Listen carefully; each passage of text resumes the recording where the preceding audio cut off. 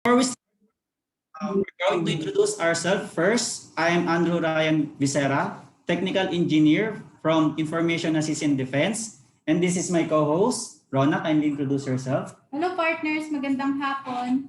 Ako nga pala si Rona Brocal, Channel Account Manager from Information Assist in Defense. And I would like to thank you all for attending our event today. Alam mo naman, kahit na work from home setup tayo, may kanya-kanya tayong ginagawa sa bahay. And I am really, really glad that you all able to make it despite of this, alam mo na, pandemic, parang never ending siya, no? And yung alam mo na, sa traffic jams this morning, parang stress na stress ka na. But, partners, sagot namin kayo today.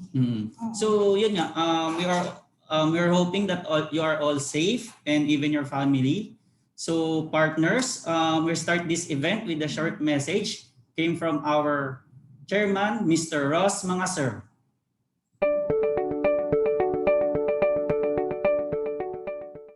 Hello, and we welcome all of you for this month-long webinar event that will cover IT security,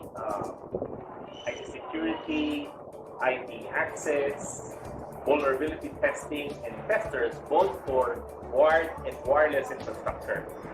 I am Mr. Ross Mangasir. I'm the chairman of Information Assistance in Defense, and we thank you for being part of this event. And hoping that you will get the best of what is in store for you for this event. Again, thank you and God bless you.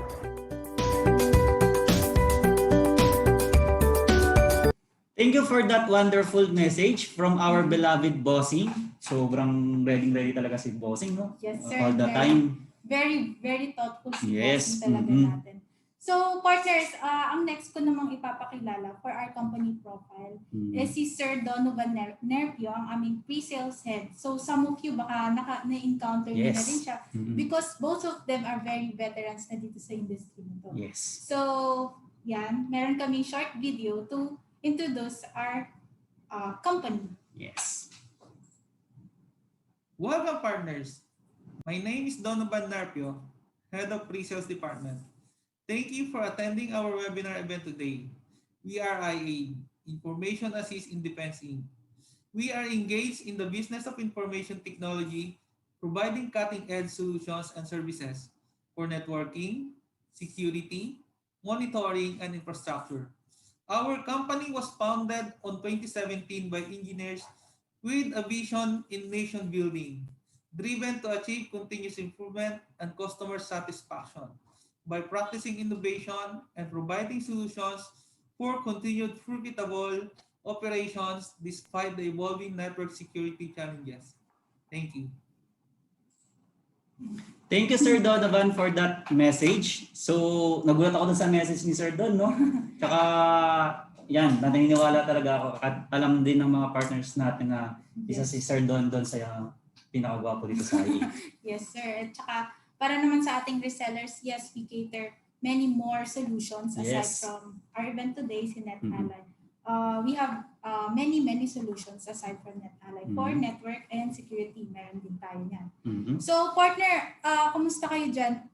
Can you hear us audibly naman? Pa-raise naman po ng hand. So, okay naman. And if you're all doing good, yan, okay naman. It's good to know. So, Rona, ano ba talaga ang agenda ni IA and ni NetGain for our partners today? Yes, sir. So, para naman po sa ating resellers, this event is very special to us because Netally has been our partner since nag-start tayo, since 2017. Andito na sila to support us and also our clients. From the start, kahit anong partners yan, we are here to support. And some of you are wondering, bakit nga ba siya tinawag na Best Portable Network Testing Tools? So later on, i-discuss yan ng ating beloved principal, Matt Foster. And after that presentation, meron tayong pa-short demo. And then after ng short demo, yung pinakihintay ng lahat, which is yung ating games. Yes, tama ka dyan, sir. So, para naman po dun sa mga early birds natin, later on, i-announce namin kung sino sila. And you all have the you all have the prices of 300 worth of food voucher from Grab, and then isang early bird, and then 5 early register. Yes. Okay. So, pwede ka tayo sumali dyan? Bawal nga sir, Sayang. So, partners, without further ado, it is our great pleasure to introduce our speaker for today. He's been working for 2 years in Netally, and he is currently responsible for sales portfolio in Australia, New Zealand, Southeast Asia, and India. He is responsible for developing and nurturing channel partners to achieve and exceed sales goals portfolio for our product portfolio. Let us all welcome Mr. Matt Foster. Mr. Matt, kindly share your screen. As soon as I'm allowed to. I'm still disabled. All right, I think we're good to go.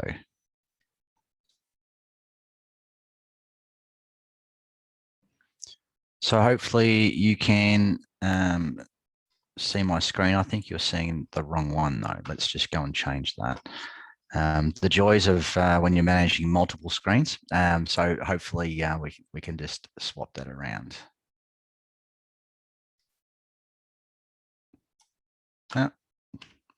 Looks like we can't get to the other screen. Anyway, so what I'm going to do here is just, I guess, give you a bit of an overview about some of the tools that we have, and hopefully we can kind of do some deep dive into some of the, I guess, some of the technology changes. I'm just trying to. I don't think you can actually get the right screen here, unfortunately, guys. Can you actually? I guess some of the issues with some of the Zoom controls is I can't actually control half of my screens, which makes it a little bit frustrating, unfortunately. I'm kind of locked out. So excuse me for just a minute.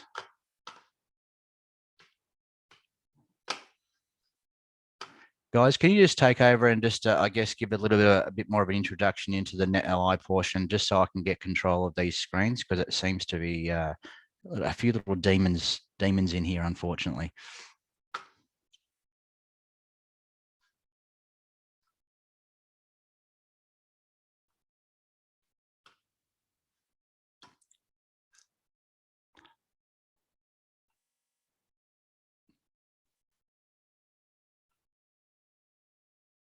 So it looks like I can get the right screen now. Thank you. Things are a little bit frustrating at times when we're. Thank you, Mr. Matt. Can you see the presentation screen now, guys? Yes. All right. Sorry about that little kind of hiccup at the start. Now, what I'm going to do for today is go through some of the basics about who we are as a company, and where we've come from and where we're going, and then look through some basic challenges faced by IT professionals, which are basically, your end users. So understanding what some of their challenges are and relating that with tools that can help them is only going to make it easier for you guys to sell these tools. I'm also going to go through a little bit about multi-gig. So if we're looking at, I guess, technology changes, we're seeing changes with multi-gig and Wi-Fi 6. So this is another opportunity to sell, more instrument, more infrastructure, but you also need to give a little bit of visibility if you want this stuff to work. And then we're going to jump into, I guess, the Ethoscope specifically. It is our most powerful tool that we have. And really, there's a lot of exciting opportunities with this product because it is multi-technology. And I'll touch through some of the hardware and a lot of the feature set as we go through. I'm not going to go through every single feature today. If we did, we'd be here all day. And as much as I like talking about my product, I think you wouldn't find that as interesting. But we're going to look at some key features like air mapper and network topology mapping.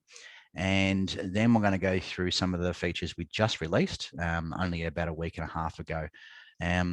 Then a brief overview of the tools portfolio and a live demo. I think this is where it really becomes interesting. You get to see some of the visibility of the results that are gathered from these instruments without any intelligence or skill of the user. And this is a really good, I guess, point to make to your end users that everyone's trying to save money. They want to get more efficiency and things like that. And at the moment, while we're all kind of in these semi or full lockdown situations, we've got to do a lot remotely. So our tools become even more relevant at this point in time. And unfortunately, I don't like presenting in webinar style. I'd rather do this face to face.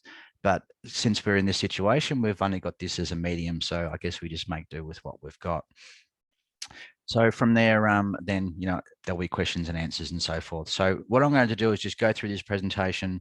I'll try and skip through the slides fairly quickly just to kind of make it a little bit more dynamic. We'll spend as much time as we can on the live portion, and then happy to answer any questions at the end, depending on how much time we've got. So, Netally seems to be a new name. It doesn't mean we're a new company. So, we're a team of network professionals that have been together, in some duration over the last 27 years. First, you probably would have seen us as Fluke Networks. Then we were acquired as a larger organization acquisition into NetScout Systems, and now we're on our own as Netally. So if there's been some confusion with brand changing, I really apologize. I didn't have a lot of control in that. I guess only the popular companies get bought. So we seem to be very popular. We're on our own now, so we've got a lot more control of what we can do. And if I'm going to summarize these, I guess, change from a large company to a smaller one, it doesn't increase risk. It actually increases the innovation that we get to bring to the table. When we wanted to do something under the Fluke Networks or NetScout banner, it was like trying to steer a cruise ship, very slow and cumbersome to get anywhere near where you wanted to get to. As a independent company like Netally, it's like we're driving jet skis. So we're fast and nimble and can move in every direction. And that's the way we behave as a company. The information assist team would vouch for the amount of feature releases we've had in the last 12 to 18 months. They've been huge. And expect to see this consistently with us. So if you want to be at cutting edge in today's enterprise networking, we've got all the stuff at the fingertips, and it's really about getting more stuff done faster. Just to give you a bit more of a history before we get into the product size and portion of the presentation, this just gives you a bit of a history about where we've come from. So I guess just to give a bit more credibility to the statement about our history. So if you look at the top of the table here, we're kind of really looking at other Wi-Fi products. So looking at the wave runners, the Wi-Fi analyzers and so forth, more in the kind of the air magnet days. Then Fluke Networks added more in the handheld tool, which was the first air check, and then added more on from there. As it got rebranded into NetScout, that's when we released the air check generation 2. We also released the link runner generation 2 as well, which just added more bling. Had touch screens. One of these were Android operating systems, so a lot of usability. And now, since 2019, we're Netally. So everything new that we bring to the table is all branded Netally, including our most popular and most innovative product, the Ethoscope, which I'm going to take you through in just a few minutes. So I guess before I get into the meat and bones, why are we relevant in the market? Why do you want to sell our product for us? Well, this is an independent survey that we did with Spiceworks in 2019. It was just a survey of network professionals. And the reason why we did this is that if we're going to innovate and create a new product, we want to understand what are the pain points in market that we need to address. And this is the reason why we went through this, this paid survey.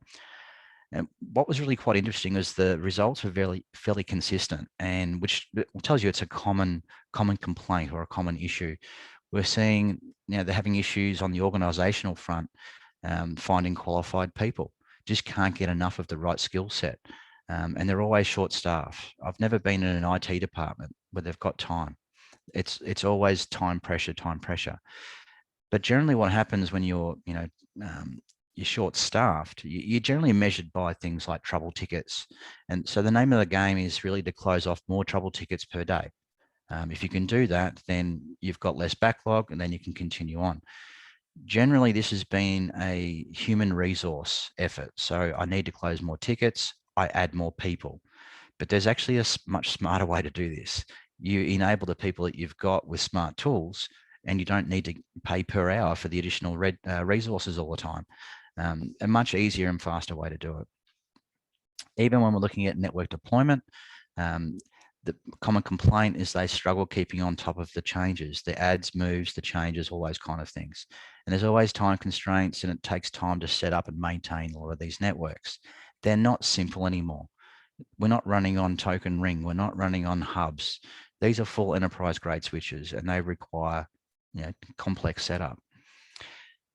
Another common complaint we saw out of these guys were just consistent and constant updates, just to kind of deal with, PCs, updating software and so forth. The cloud did help us a lot here because a lot of this is done in the cloud, so less to do on the actual machine itself, but it does take time. And as far as security, it's a double-edged sword. You want to make it open enough so people can access it, but you want to tighten it up enough so it's not a security risk. And getting that balance is very, very difficult. So what did we find, the common denominator here? There just wasn't enough qualified personnel for projects, maintenance, escalations, and security. So it's just a constant overload situation. So look at it in a different perspective. Where we find these issues come up is there's a skill set gap between, say, the frontline personnel and the network engineer. There's a massive gap in experience and knowledge. So the network engineer can't deploy a lot of his tasks down to the frontline personnel because they're too complex. So they've got a lower skill set, they're less trained, they've generally had a lot less education compared to a network engineer.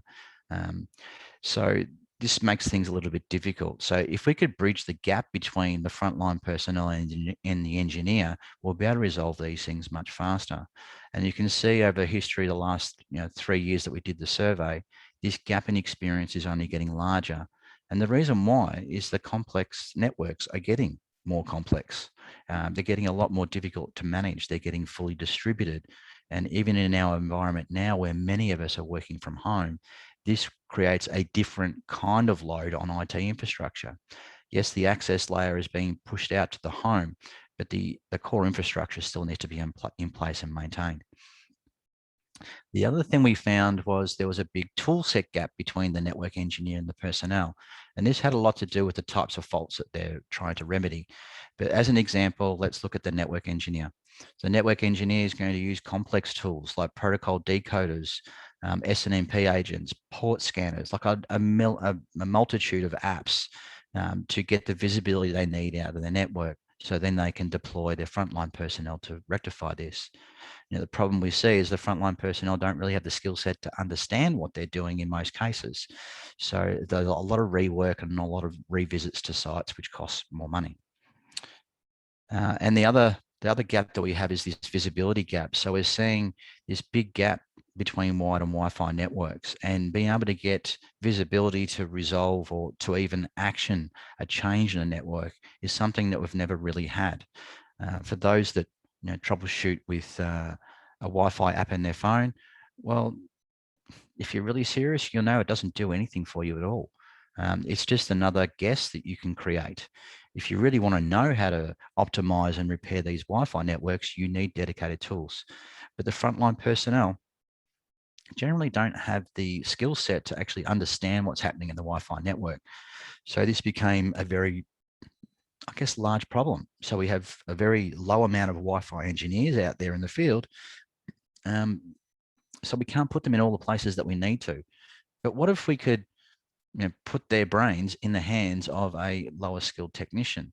Therefore, we're lowering our hourly rate, or the skill set required to actually get to the task. So this is what we've done with our tools. So we've made them nice and simple. We give you all the visibility you need with wired and Wi-Fi, and we can remote control them. We can do all sorts of fancy things, so we can really put the brains of the engineer in the hands of the frontline personnel. And that's the real value statement of us as a company. What we're trying to do is de-skill it to make it easier so you can actually get it right first time. So if we continue to have these gaps, what we have here is the network operations portion is causing impacts on the business. So extended downtimes, you're getting customer satisfaction, dissatisfaction, staff complain, losing revenue, increased costs because you've got to add this, upgrade this. It does have a big impact on business. So it is a very topical point to talk about. So that's the kind of background of where we fit in with our tools. So our value statements as such. So if you can find, IT departments that are under stress, this is where it's a good time to introduce a tool, because it's going to make things a lot easier. And the network engineer, the smart guy in the group, doesn't get dragged down for medial problems that can be repaired by just about anyone. So that's the kind of summary as we go through. At this point here, I want to talk a little bit about the changes in technology. So as your resellers in this audience, you really want to tap into changes in technology, because it means a new spend from your end users. So, the two major technology changes that are going through at the moment in enterprise Wi-Fi, it's in enterprise networking, is multi-gig and Wi-Fi 6, and they're working together.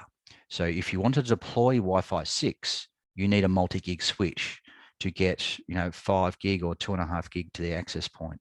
So what you're seeing is two technologies rolling out concurrently, and they're driven by each other, which is a nice little spot to be in a sense, if you can capitalize on that.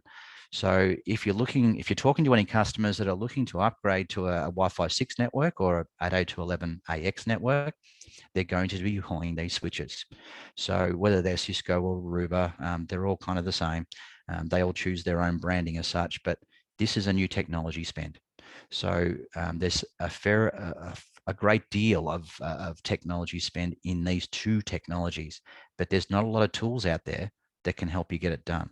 And this is what I'm going to talk to you about in a brief form. So just to give you a bit of an idea about what is multi-gig, it's a switch that's capable of 1, 2, 5, and 10, or 10. We're seeing, rather than putting out full line rate 10 gig switches everywhere, it's much cheaper to put in multi-gig switches that will run the full 5 gig to your APs and still deliver everything you need. So the cost per port is much more attractive for multi-gig compared to the same switch port at 10 gig. So that's the real driver here. Now, there is a problem with multi-gig deployment. So when we looked at the cable plants that are already there, this requires a Cat5e minimum. And when I say minimum, absolute minimum. It doesn't mean you're going to get what you want. So if you've got, multi-gig deployments in cable infrastructure that's Cat5e or even Cat6, excessive noise or insufficient SNR is going to cause these switches to do what's called downshifting, which means you're not getting full line rate 5 gig anymore. It's now 2.5 or 1 gig. So there's too much alien crosstalk on the cable, so it throttles back.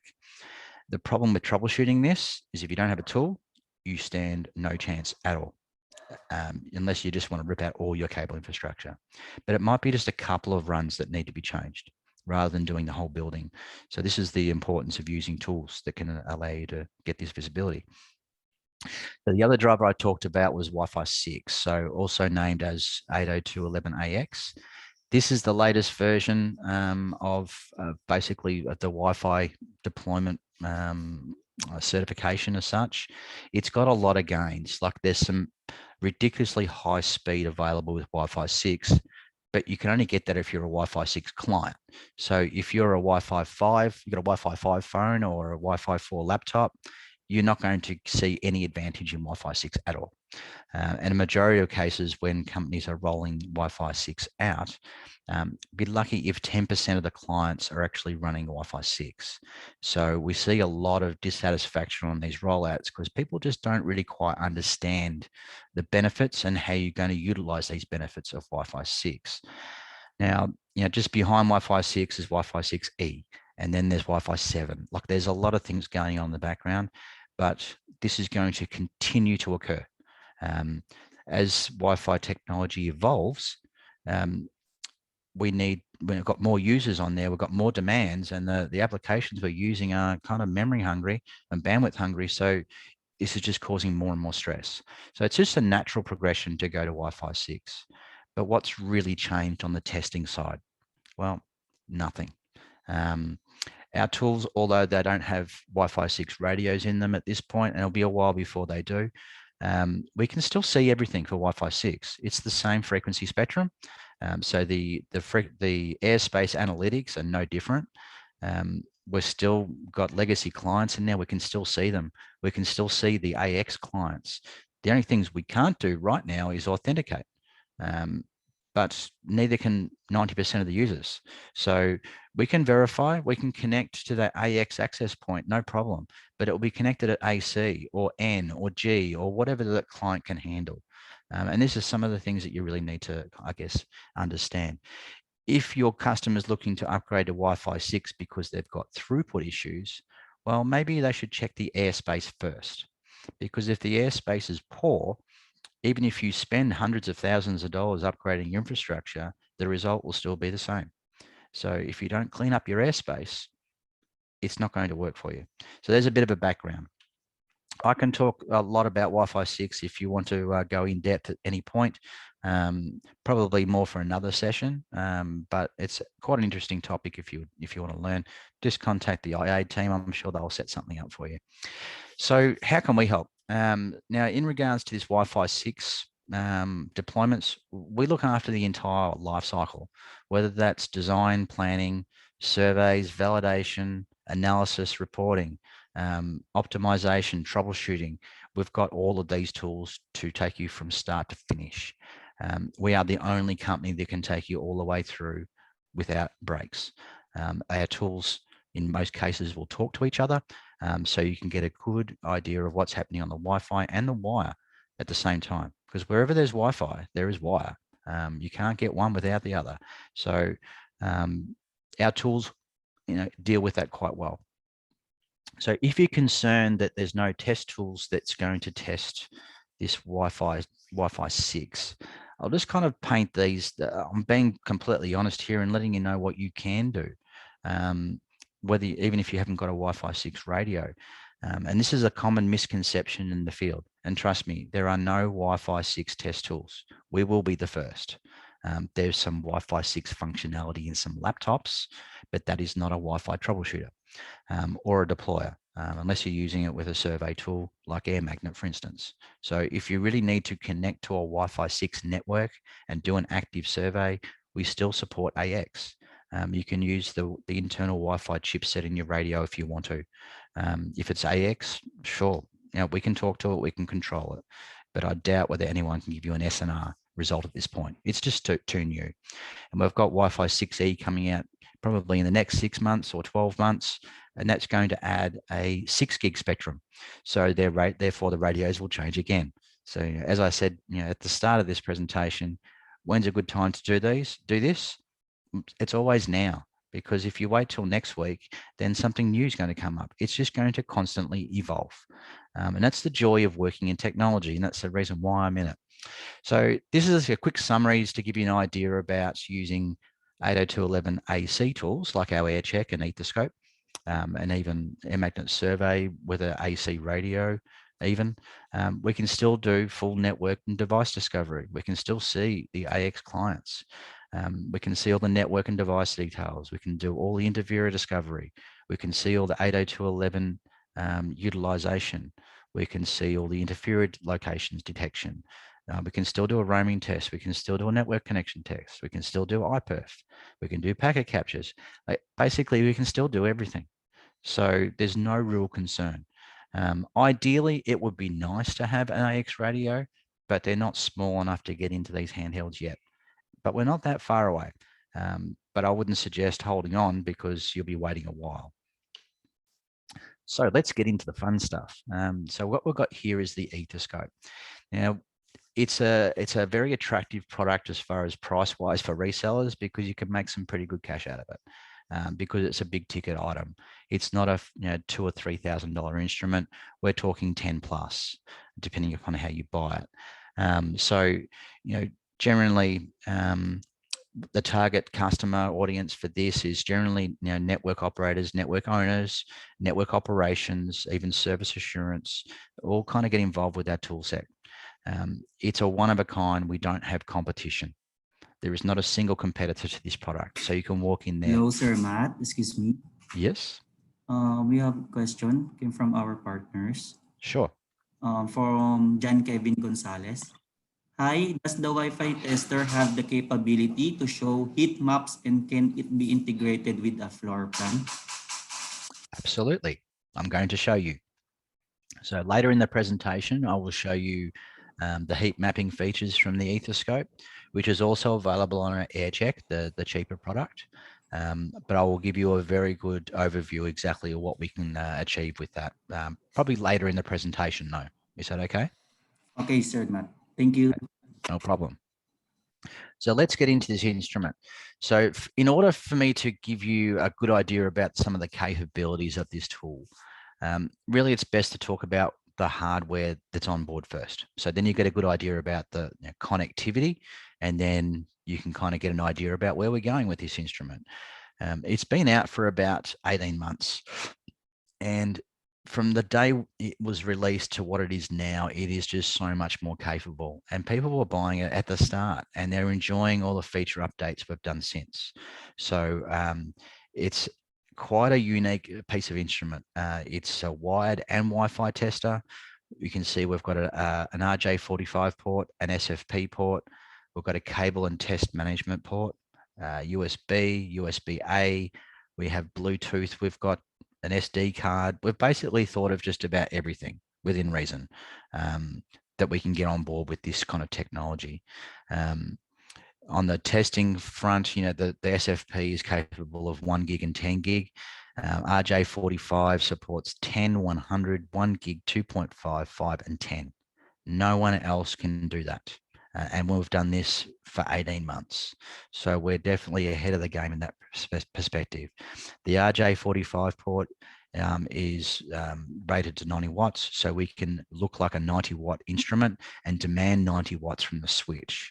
So it is in full compliance with the BT standard and will support all the other classes as well. On the Wi-Fi side, we've got 2 radios on board. We've got a AC Wave 2 2.45 gig 4x4 radio that supports all the other sub rates and sub technologies, as well as a 1x1 AC radio, which is like our Android radio.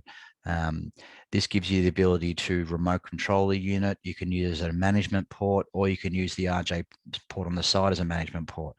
We give you the option to connect all 4 or 5, 6, 7 devices all at once and listen to everything.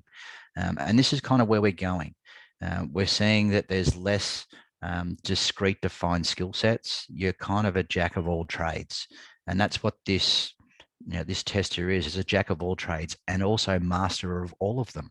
And this is the beauty of having these really smart tools.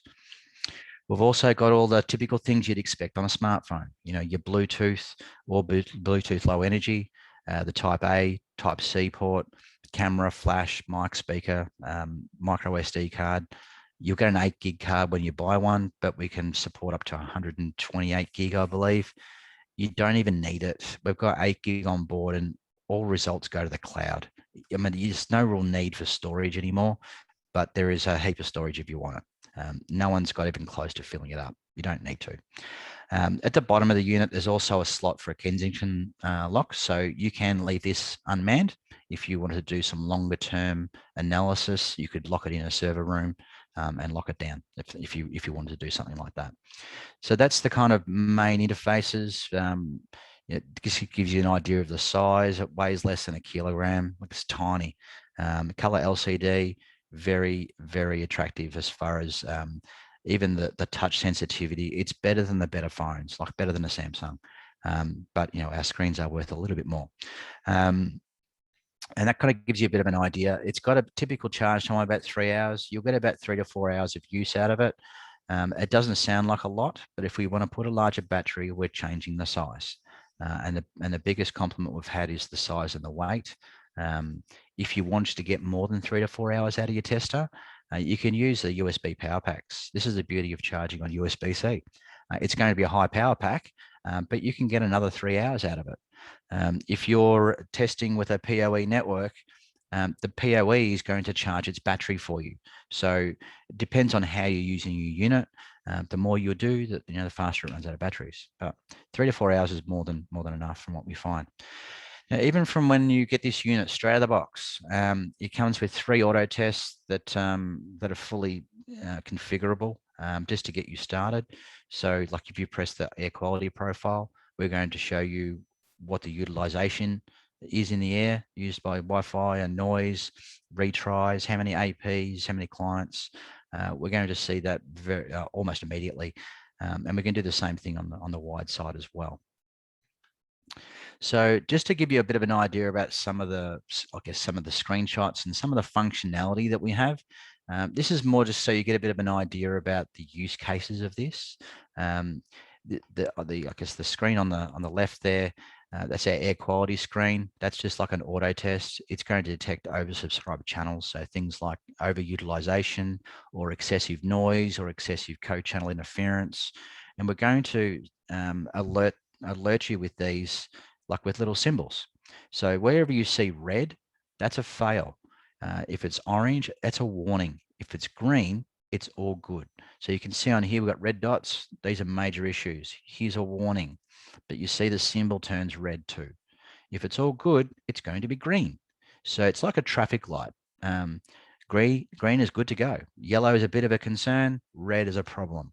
So throughout our test, you're going to see these color codes come up over and over. And this is really just to help simplify what's happening with what the tester is reporting back to you. So other things we can, I guess, we can show you as well as Wi-Fi connectivity, AAA validation to multiple sites, multiple VLANs, multiple SSIDs, multiple channels. However you want to connect, we're going to let you connect. And if you hit the plus, it'll give you even more functionality behind that. Each of these little white screens is also a button. So when you click on that, we're going to get you even more information. So we can see, if we click on here, we're going to see the channel utilization specifically used by Wi-Fi. If you actually drill into a client, you can see how many clients are connected to that network. You can actually see the utilization of each individual client. So you can actually check to see who's using all the bandwidth. That's the kind of visibility you get with these tools. Even on N-base-T or I guess 10 gig switch port validation, we're going to report the switch name, the IP address, the physical port you're plugged into, the VLANs that are attached to that port. We're going to do this in seconds. You might be able to do this with a laptop, but you need to be clever and you need to be on the console and you need to know what you're doing, and you still can't beat the speed of this unit. That'll take you 10 minutes. I do it in 10 seconds. And that's the real difference between using these kind of tools, not just on one feature, on a multitude. It's your go anywhere tool. We can also look into the response time of targets. So let's say, for instance, you get a complaint from an end user. It takes a long time to load a web page. Now, what causes that?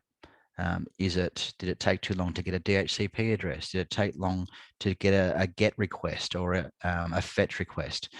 We break all of those requests down and we'll timestamp them so we can see, which portion is slowing it down. And then you can target that specifically rather than just guessing, which is what generally happens. Other little network health assessments, you're going to see things like Wi-Fi channel maps, so full utilization. So this little scenario here, the light blue is Wi-Fi utilization. The dark blue, which there isn't much of, is noise, non-Wi-Fi utilization. The orange tower is retries. So this is telling you how many retransmissions are occurring. And if your retries are outlaying your utilization, that's a problem. So it's just basically retransmitting the same thing all the time. And what that means in reality is you've got a lot of interference or a lot of congestion in the channel. So if you see retries are up high and the utilization is up high, then you know it's a utilization issue. But in this case, this one here, this is generally caused by noise or interference or what they call non-Wi-Fi utilization. Also, you'll see things like Wi-Fi device analysis. So we can just do a scan of the air and we can see everything, every client, every AP, every SSID, every BSSID. And if you think yours is hidden, we just saw it. We see everything. It's all in the air. But if you're in a condensed environment like the CBD, like the central Makati, for instance, if we're going to talk about it locally, there are networks everywhere, and there's just no place that's got clean air. A bit like your traffic, really. There's just no such thing. So if we wanted to start discovering my devices in that multitude of Wi-Fi devices, you're going to need to use things like filters. So filter the frequency, the signal level, 802.11 type, or is on this network, is on that AP. All these filters are stackable. So we can narrow it down to a single device, or we can get it down to 5 devices and you can scroll through the 5. Completely up to you and completely user configurable. On board, we have a little Wi-Fi and also a wired network engineer that's going to tell you when you've got problems. And not only are you going to tell you what the problem is, we're going to tell you what you should do to fix it. So this is why I was saying we're bridging that skill set, the knowledge gap and the tool gap all with one tool here. So what we've got in here is a lot of common failures that network technicians can resolve. This particular scenario, this is caused by, what was that alarm? Channel changes. So it's an AP changing channels. What is usually causing this is usually interference or excessive utilization. So this is what the problem description is telling you, and we've given you a list of recommendations of things you can do. So this comes across on many faults, whether it's an illegal channel, it could be port utilization, it could be CPU utilization on your switch, it could be the printer has run out of ink. We're going to see all of these things, and this is how we're going to report. They're just going to be warnings, but if your port's been shut down, you're going to see it go red. Or if it's running at 100% utilization, it's going to be red because the process is going to blow up if you don't do something about it. Also, in addition, we have a integrated tools workflow. So if you wanted to talk to a particular device like a server or a switch, if you hit the little plus key, you're going to see a number of different options. So we can do a layer 3 trace route to that device, which is something a laptop definitely can't do. We can ping it. We can open a TCP port. We can do a wired packet capture. We can browse to the console. So we can remote into that device as well. Whether that be a printer, a server, a router, switch, whatever. If we've got access rights and you open it up, we're going to see it all for you, and you don't need to get your laptop out. And this is really the joy of using tools like this. As a bonus, when we were building the Ethoscope, we discovered that I guess that our engineers that were working on the Ethoscope were wired technology guys, right? And we've added Wi-Fi to it. So they started working on Wi-Fi, and they've gone, hey, how come we don't see anything regarding Wi-Fi past layer 2? So we started investigating it. And the beauty with the Ethoscope, because it's wired and Wi-Fi, we can pivot between the two. We can go from a Wi-Fi RF kind of perspective and flip it and look at the wired SNMP view, like on an IP point of view, because we now know how to resolve these addresses and MAC addresses using wired and Wi-Fi information together. So it kind of paints like a network map for us, and we just extract what we need and we lay it out in a style that's just really easy to understand. So if we're looking at this example here, I guess we're looking at an access point. Anywhere you see on the Ethoscope like a blue text looks like a hyperlink, it is. So we're going to link you straight to that AP. So if we click on that, it then pivots over to the wired view of what's going on in that Wi-Fi network. So you can see the information is completely different, and we just toggle between the two. So on this side is all RF analysis. On this side is all wired analysis. So we're kind of talking signal over here, IP over here. And we just pivot between the two really easily. And there's so many faults that get stuck in that little loop between wired and Wi-Fi. Wi-Fi always gets the blame, but it's not always at fault. And this is what we see. So on the wired view, we can see how many interfaces are up and down. We can interrogate the AP. So we know it's got 2 interfaces, it's got 2 ports. If it was a switch, it would be like 8 ports or 24 or 48 or 72. And we're going to see how many ports are up, how many ports are down, and the utilization of each specific port. We can do traffic stats up to 24 hours. This box just keeps giving.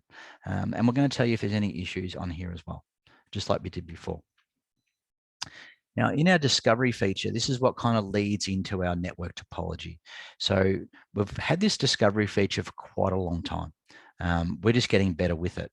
And what we've also done is we've kind of displayed it in a way that's easy for less skilled people to understand, or for those that can understand things in a graphical point of view better than they can in a list point of view, because we all learn and I guess teach each other differently.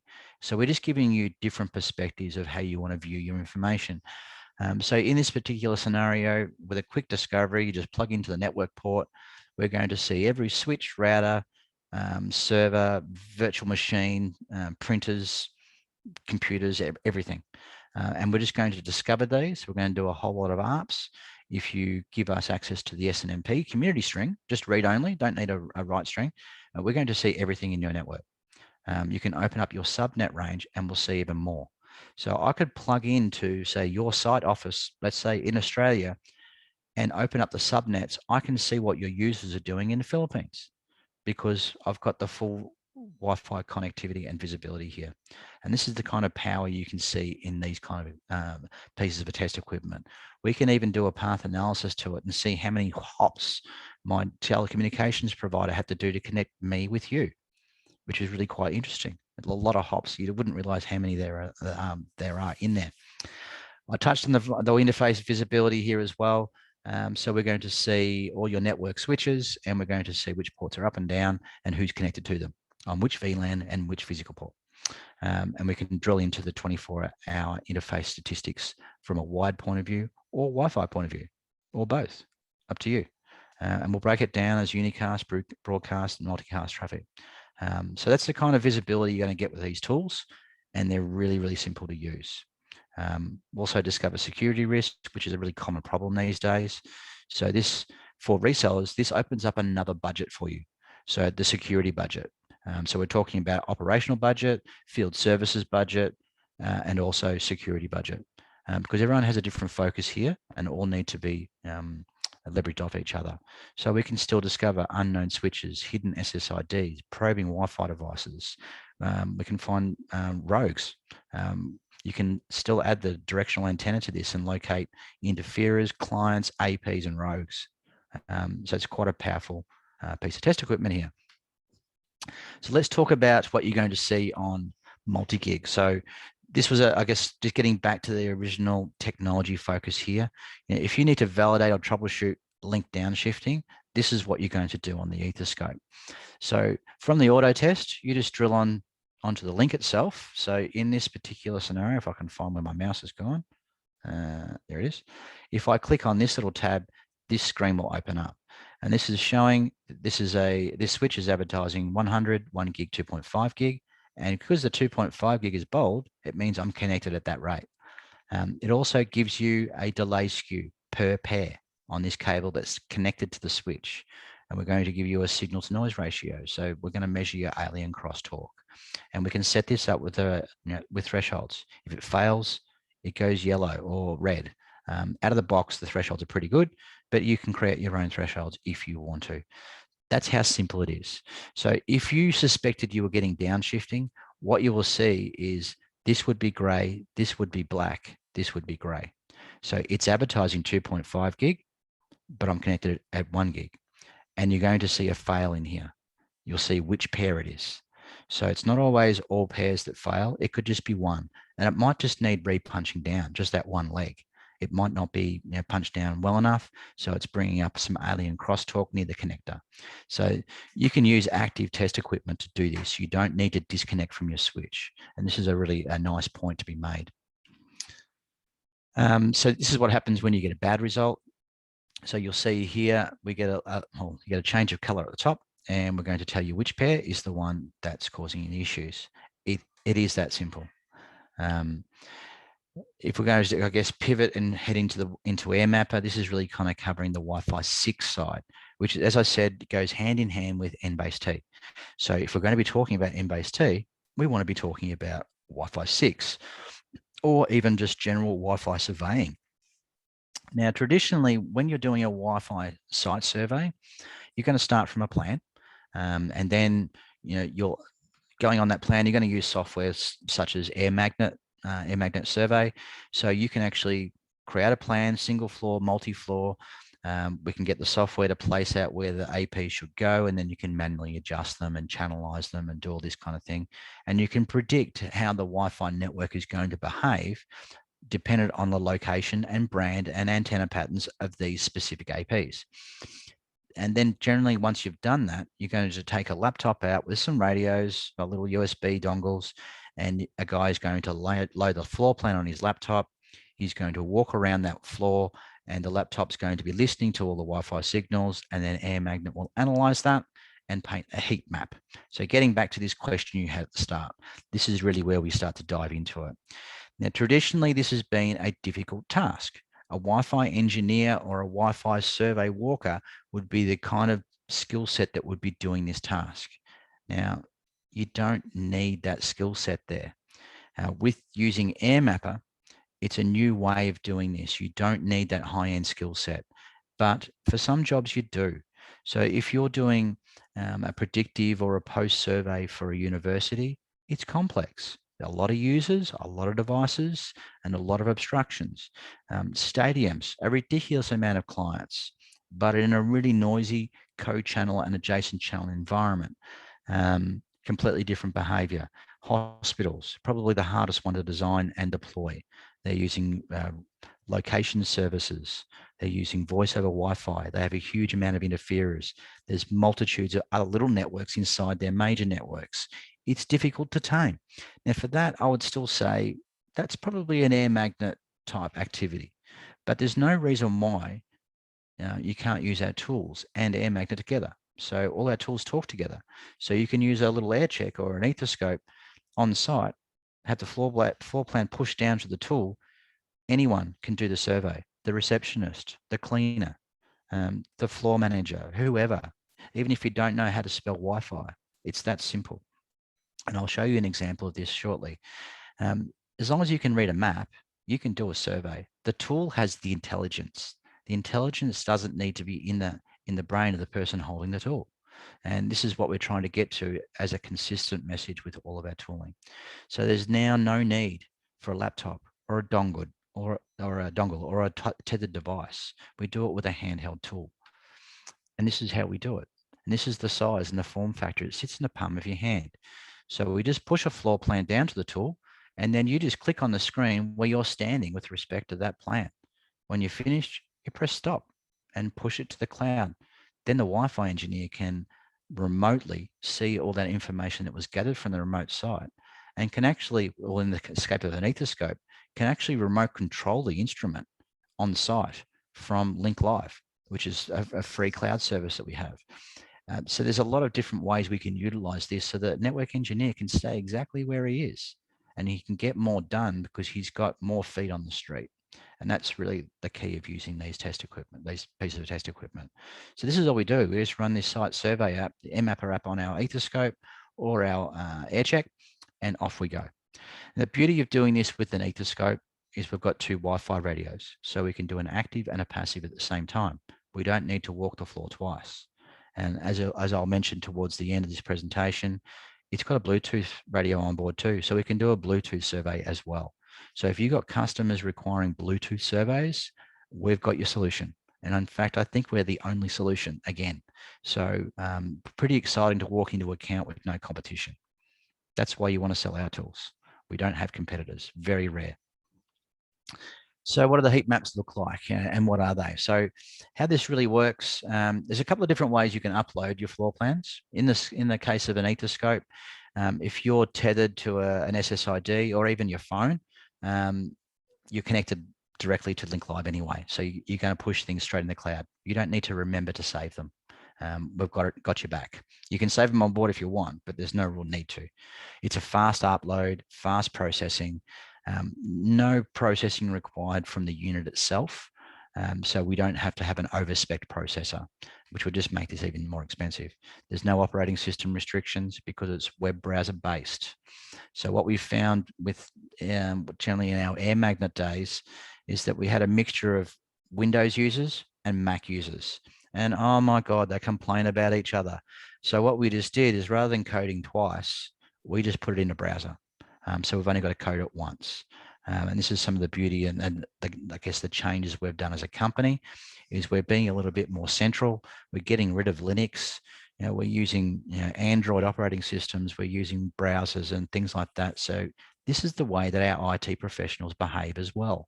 So if you can't beat them, join them. The beauty of using cloud is that you can immediately collaborate with anyone, whether that's the surveyor in the field, another Wi-Fi colleague, your end user or your customer. We can allow you to share this easily, not like the old days or even our competitor in the survey market. If you want to share that result, the customer has to have a license. Customer is not going to pay 5 to 10 grand for a license just to view the result. So you get this crappy PDF is usually what you get, which doesn't mean anything most of the time.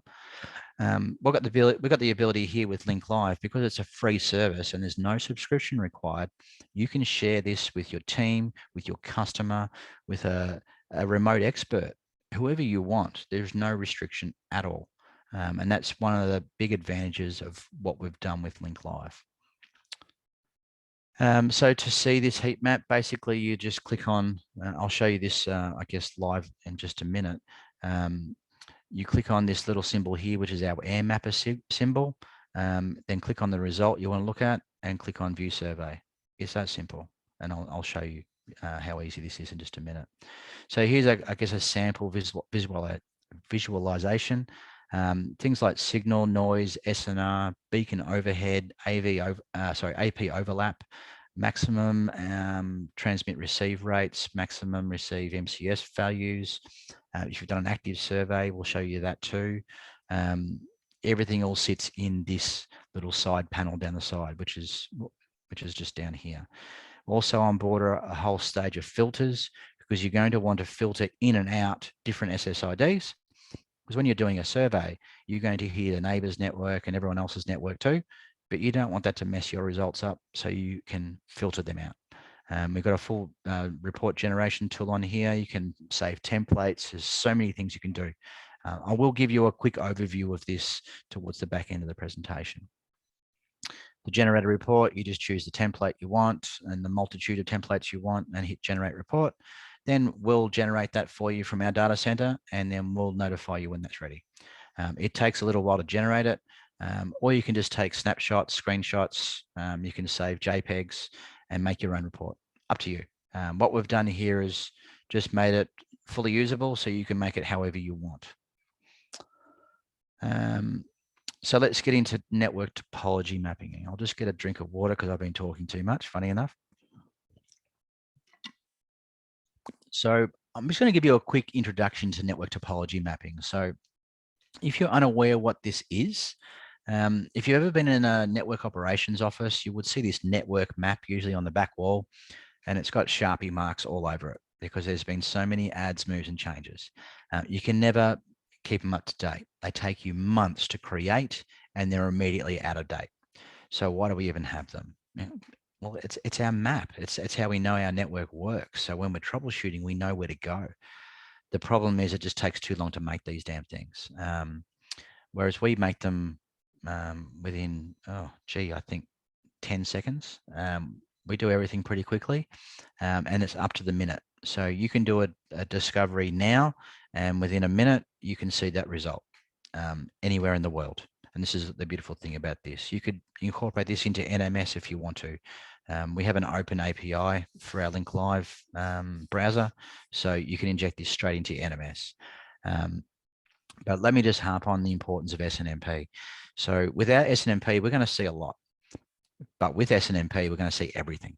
And so if you want to see how your switches are daisy chained throughout your network, you've got to give us a little bit of help.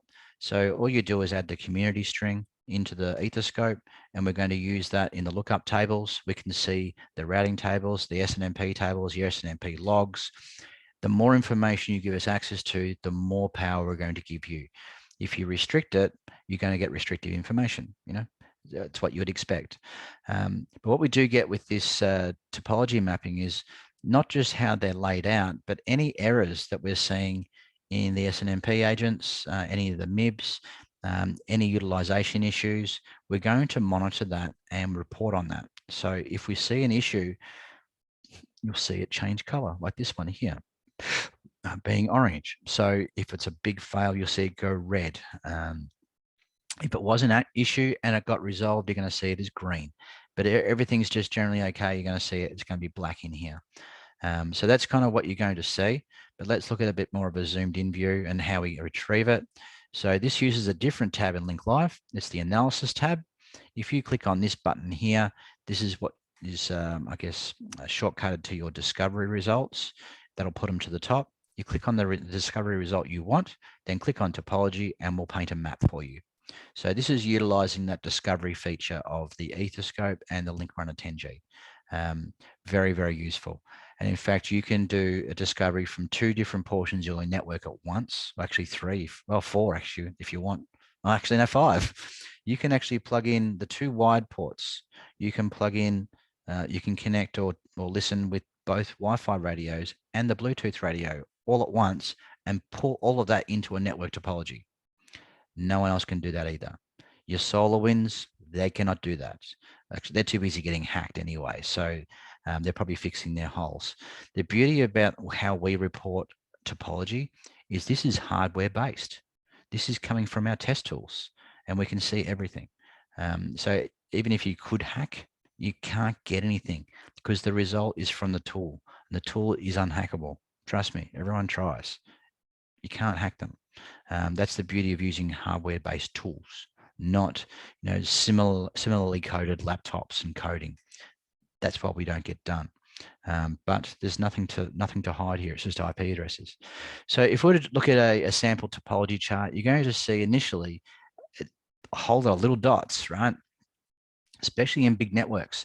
And just using your mouse scroll wheel, you can zoom in and out, click and drag this network around. And I'm going to show you this for real shortly. And we can export this to Visio. We can export it to I think a CSV. So if you want to see it in a list view, we have the same filter set as what I showed you before. So we can filter out the neighboring networks or the other Wi-Fi networks. Filter in only specific types of units or devices. You can paint a topology chart on servers only, or Wi-Fi only, or wired and Wi-Fi combination, or whatever you want. That's the whole idea of using these stackable filters. We allow you to do whatever you need to. If you were to zoom in, and you'll see something like this is highlighted, this little red router. If you double click on that, you'll see another page open up like this. In this particular example, it's showing there's a duplicate IP. It's showing you which IP is in question and the MAC address that's duplicating. When we first saw it, when we last saw it, we'll also show you while we're here, all the VLANs are associating with that router, how many interfaces are up and how many are down, how many addresses have been assigned, all of that kind of stuff. So very, very powerful. And we can name all these legs too. It could be on VLAN or physical port or whatever you want. I'll show you that as an example shortly as well. Here's a quick idea about some of the controls on the map.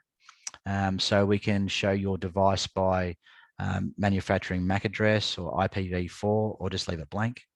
On the wireless connections, we can show you the SSID it's attached to, what channel it's attached to, media type and security. On the wired side, we can show you the VLAN that you're on, the port you're connected to, the speed, whether it's simplex or duplex. All of these things are all fully adjustable. So very, very customizable. If you just want to get a copy of an image that's interesting that you just want to share with another team member, but you don't want to share your whole result, you can just right click and save a JPEG if you want to, and then you can trim it however you like. Or you can export it to Visio, as I said before, or PDF, whatever you want. So here's a sample of the Visio export. So you'll see if you're using Visio, which is common for these network operation guys, they're generally using Visio. That's why we put the export feature there. So why reinvent the wheel? If you've already got Visio, use their tools. We just give you a Visio format so Visio can manipulate that data that we've got. And then you can work out your hierarchy mapping from that if you want to. Now, one thing that's very unique about Link Live, excuse me, is where there's no restriction on licenses, there is no restriction on the amount of tabs you can have open. There's no subscription, so use it to your best advantage. So what you'll see in my live demonstration, which I'm almost getting to, trust me, I've got multiple tabs open. So I can look at a result from a RF perspective using a heat map. I can look at it from a different perspective, looking at my Wi-Fi network analysis. It might look even from a different perspective from a topology chart. There's so many different things we can look at or troubleshoot problems in a different perspective because we all understand things in a slightly different way. There's those that can remember by memory, some can remember by graphical, some are by touch and feel. So what we're giving you here is the opportunity to use the information in any way you want to, rather than restricting you. And I'll show you that as an example in a few minutes. So that's the kind of the basic hardware and the main feature sets of the Ethoscope. There are a number of things that I'm not going to touch on, things like network performance testing, path analysis, IPERF, packet captures, wired and Wi-Fi. I haven't really gone through all of those things. We've got that, and happy to go through in detail about those specifics if you want. But I'm thinking, since your resellers here, you want to see what's new. What makes us stand out? What's going to be an easier sale for you? What features do I need to talk about or discuss to open up the conversation? That's what this is really kind of touching on. But if you do have a customer with performance requirements, I'm happy to do a one-on-one about that specific feature set. We've got 3 different flavors. It can be via IPERF, or you can do it from unit to unit with full line rate performance testing, or you can use our new feature Landbert, which I'm going to explain in just a tick here. So since I've got you all here and we only just released this a week and a half ago, I thought I'd just share it with you. So this is kind of brand new. So just another feature set launched out from our Ethoscope and Link-Runner 10G products. We've added Bluetooth or BLE surveys into AirMapper for our Ethoscope now because it's got a Bluetooth radio. We give you that. There's no additional option you need to purchase. If you've got Ally Care, which most users do, you'll automatically get these updates. We also show access point transmit power and QBSS channel utilization and channel count. We couldn't see that before. We've just added that. And on the wired side, we've added Landbert, which is a media qualification app. This is a way that you can verify that your links are clean without taking them down. Without using expensive reflector hardware and stuff like that, which I'll just touch on just a tick. We've added some different user profiles and some graphical images and now updated into Link Live. So I'll touch on them at the end if I have time. But basics, how do we make sure the Bluetooth survey has been done? Just make sure your Bluetooth radio is on. So in the Android portion, if your Bluetooth radio is on, we're going to be catching all the beacons, everything that's happening in the air in our vicinity. Now, within about 10 meters, that's usually about the range of Bluetooth and what we'd expect. Nothing different there. It's just an Android Bluetooth radio, so nothing special. What is special is all our analytics that sit behind our data collection.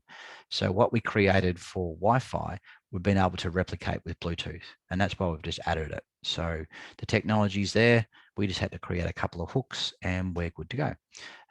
This is the handy thing about being an innovative company. We get to turn things on pretty quickly.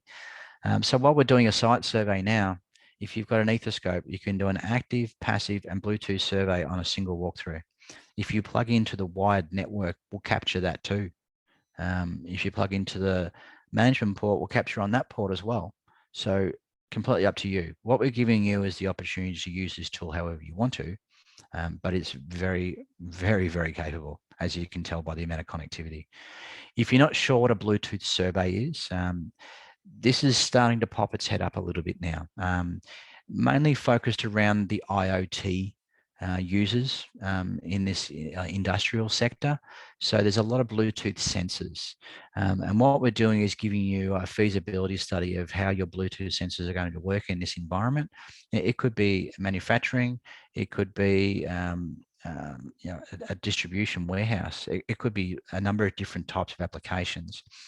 But the concepts are still the same. You still got to walk around a floor because you're reading radio signals.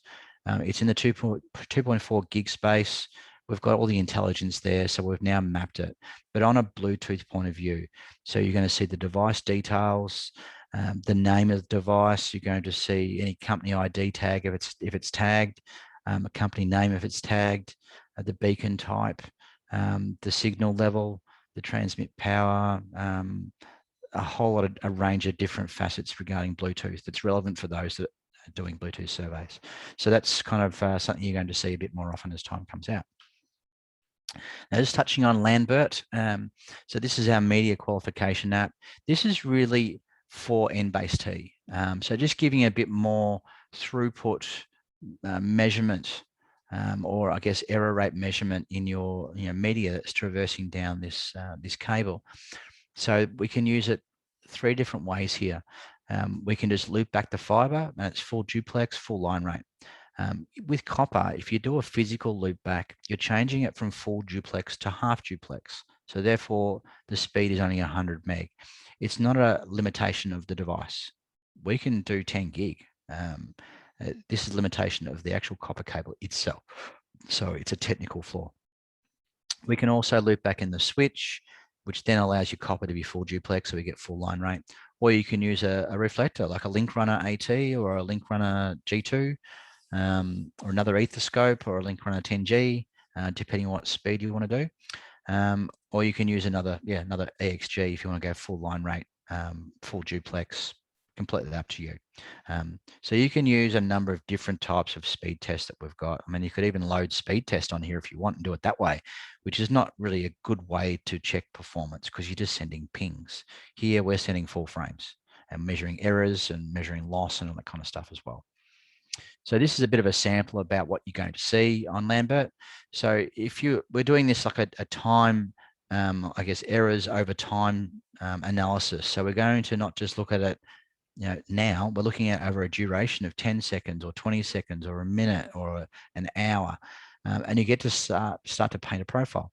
So if you just see this spurious errored frames in one batch, something that's on for 50 seconds and then off for a long time, these are generally things like machinery and motors, magnetrons, that's external interference.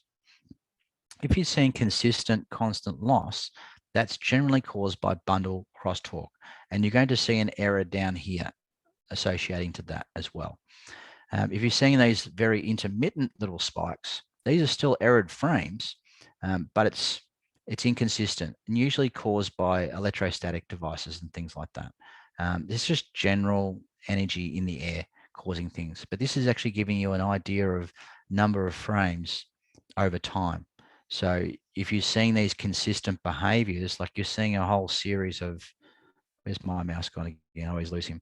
You're seeing a whole series of these, then you want to start looking for motors, magnetrons, other physical machines that are in the vicinity of that cable bundle. So this is what's just going to give you more clues. On the copper side, you're going to see it looks a little bit different on the results compared to the fiber side. And this is just because of the way the technology works. So you're going to see similar data in regards to frames sent and received and errors.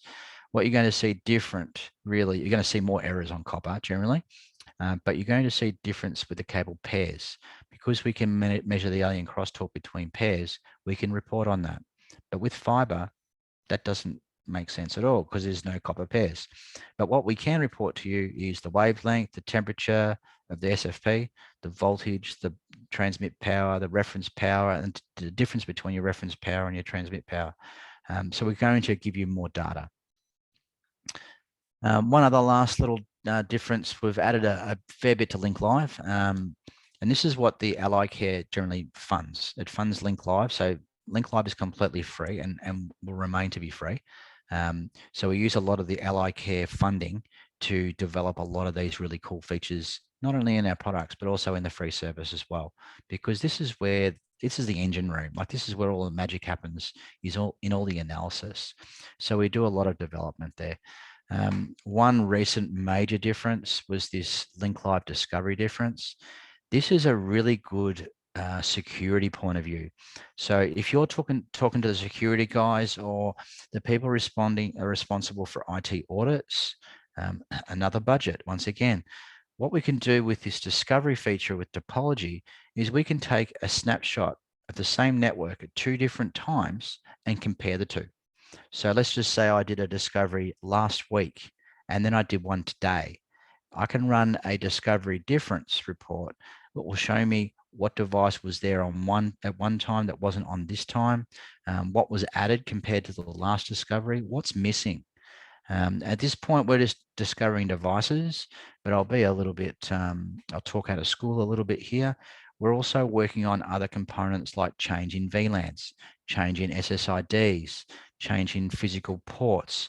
So you can start to track down patterns of behavior. You might have a rogue contractor in your network. You know, sell fear. It's when you sell fear, you sell instruments. This is how it works. But this is real. So we're going to report to you with color coding. You know, red is going to be a new instrument. Orange is going to be missing compared to the first one.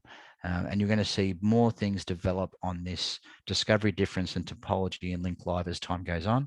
This is only a fairly new release, so expect to see lots of cool stuff from us. So before I get into live stuff, and I do promise you we're almost at the absolute very end of me talking, at least anyway, and there may be some fun and games. Here's a bit of a range of our portfolio. So we do have quite a vast range. So looking at the far left of the screen is our cheapest product. Actually, no, our cheapest product would be Link Live because that's free. You can't beat that. Our cheapest hardware product is the Link Sprinter. What this will do, and this is really designed for desktop support, so your first frontline support. These are the kind of guys you're going to be targeting. This is really to prove, is the problem a network or a device issue? What the Link Sprinter does within 10 seconds, it's going to, when you plug into the physical port, like the cable itself, it's going to check for connectivity to the local switch. It's going to report on the VLAN, the physical port you're plugged into, get your DHCP, DNS. It'll ping Google or whichever target you want, and then send you an email of all that data. Pretty cool. And you don't need to be a Wi-Fi expert. That data can be sent to your network engineer if you want. So if you need to escalate into the networks team, you can escalate with the result. You can share that with your team. So that's kind of where we start at the bottom end. And then our tools just get smarter and more complex. Well, I shouldn't say more complex, just they can just do more. The most popular tool that we sell even to this day and has been for such a long time is the Link Runner AT. And the reason why it's so popular is its price point. You get the visibility of the Link Sprinter but with a display. It supports copper, fiber, multiple test targets. It's got some cable validation. You can use wire mappers to test between your physical port, also your wall jack to your patch panel. There's a number of like up to 6 wire mappers that will come in the kits, and it's very, very fast. It's also used as a reflector for our higher end equipment as well. So really good for 1 gig performance testing. But that's where it finishes at 1 gig. Our Link Runner Generation 2 does everything the Link Runner AT does, but more. So a slightly higher price point, but this is more advanced. So you're going to see this is touch screen. It will do VLAN monitoring, packet capture, full line rate 1 gig packet capture, as well as full connectivity. You can add apps to this. So you can open a trouble ticket. You can check a port scanner. You can sniff SNMP. It's got a USB port at the top, so you can plug in a Wi-Fi Bluetooth adapter if you want to get more. It's a good, really all-around tester. Validate VLANs and all sorts of stuff. The next one across is the AirCheck G2. So that's our Wi-Fi troubleshooting product. This one we haven't made turn Android yet, but it's on its way. Probably generation 3 will, but we're still quite away from that. This is your 1-button auto test. Also provides air mapper functionality, so you can do Wi-Fi surveys in a little cheaper handheld platform. It's really good for checking out the Wi-Fi environment, seeing who, what clients and APs are around me, all that kind of stuff. Then across is our Ethoscope, which is what I've been talking about all this time, our multi-technology all-in-one tester. The only tool that I haven't put on here is our Link Runner 10G, which is basically the wired-only version of the Ethoscope. So all the wired components of the Ethoscope are in the Link Runner 10G. So if you don't need Wi-Fi, that's a slightly cheaper option. And on the last slide here, I've got all of our, our other products. So we have Link Live, which I touched on before, which is free, of course. We also have a test accessory, which is a little pocket iPerf server, really good for doing iPerf testing. Our tools recognize it automatically. It runs off PoE, a really simple way to get an iPerf throughput test without setting up a server. This thing talks to Link Live, so we can always find it. Then comes across our next 3 software products, Air Magnet Survey Pro. So this allows you to do design, deploy, validation, everything for Wi-Fi that you need. So you can set your plans up in here and your designs, and you can verify it with the same software, or you can import the data from the AirCheck or the Ethoscope into Air Magnet for higher end analysis if you want to. The Spectrum XT product is for higher end interference detection and analysis. So if a software controlled radio can't cut it, use a spectrum analyzer. So this is a dedicated spectrum analyzer for Wi-Fi. It will also look at Wi-Fi utilization, noise, interferer detection, and identification on a waterfall map. It looks all pretty. You can do this while you're doing a survey at the same time if you've got both products. And the last product is the Air Magnet Wi-Fi Analyzer Pro, which is really our higher end analysis tool. It's real time, very accurate, fully independent to all manufacturers.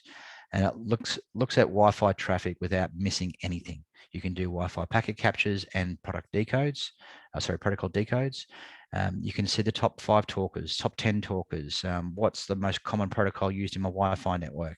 You get to see patterns, set alerts if utilization gets too high and all that kind of stuff. So quite a powerful suite of tools. So that's kind of pretty much our product portfolio. Now it's kind of right into the live demo. Did you want to pause for a bit before we get back into it, or are you happy for me just to continue on?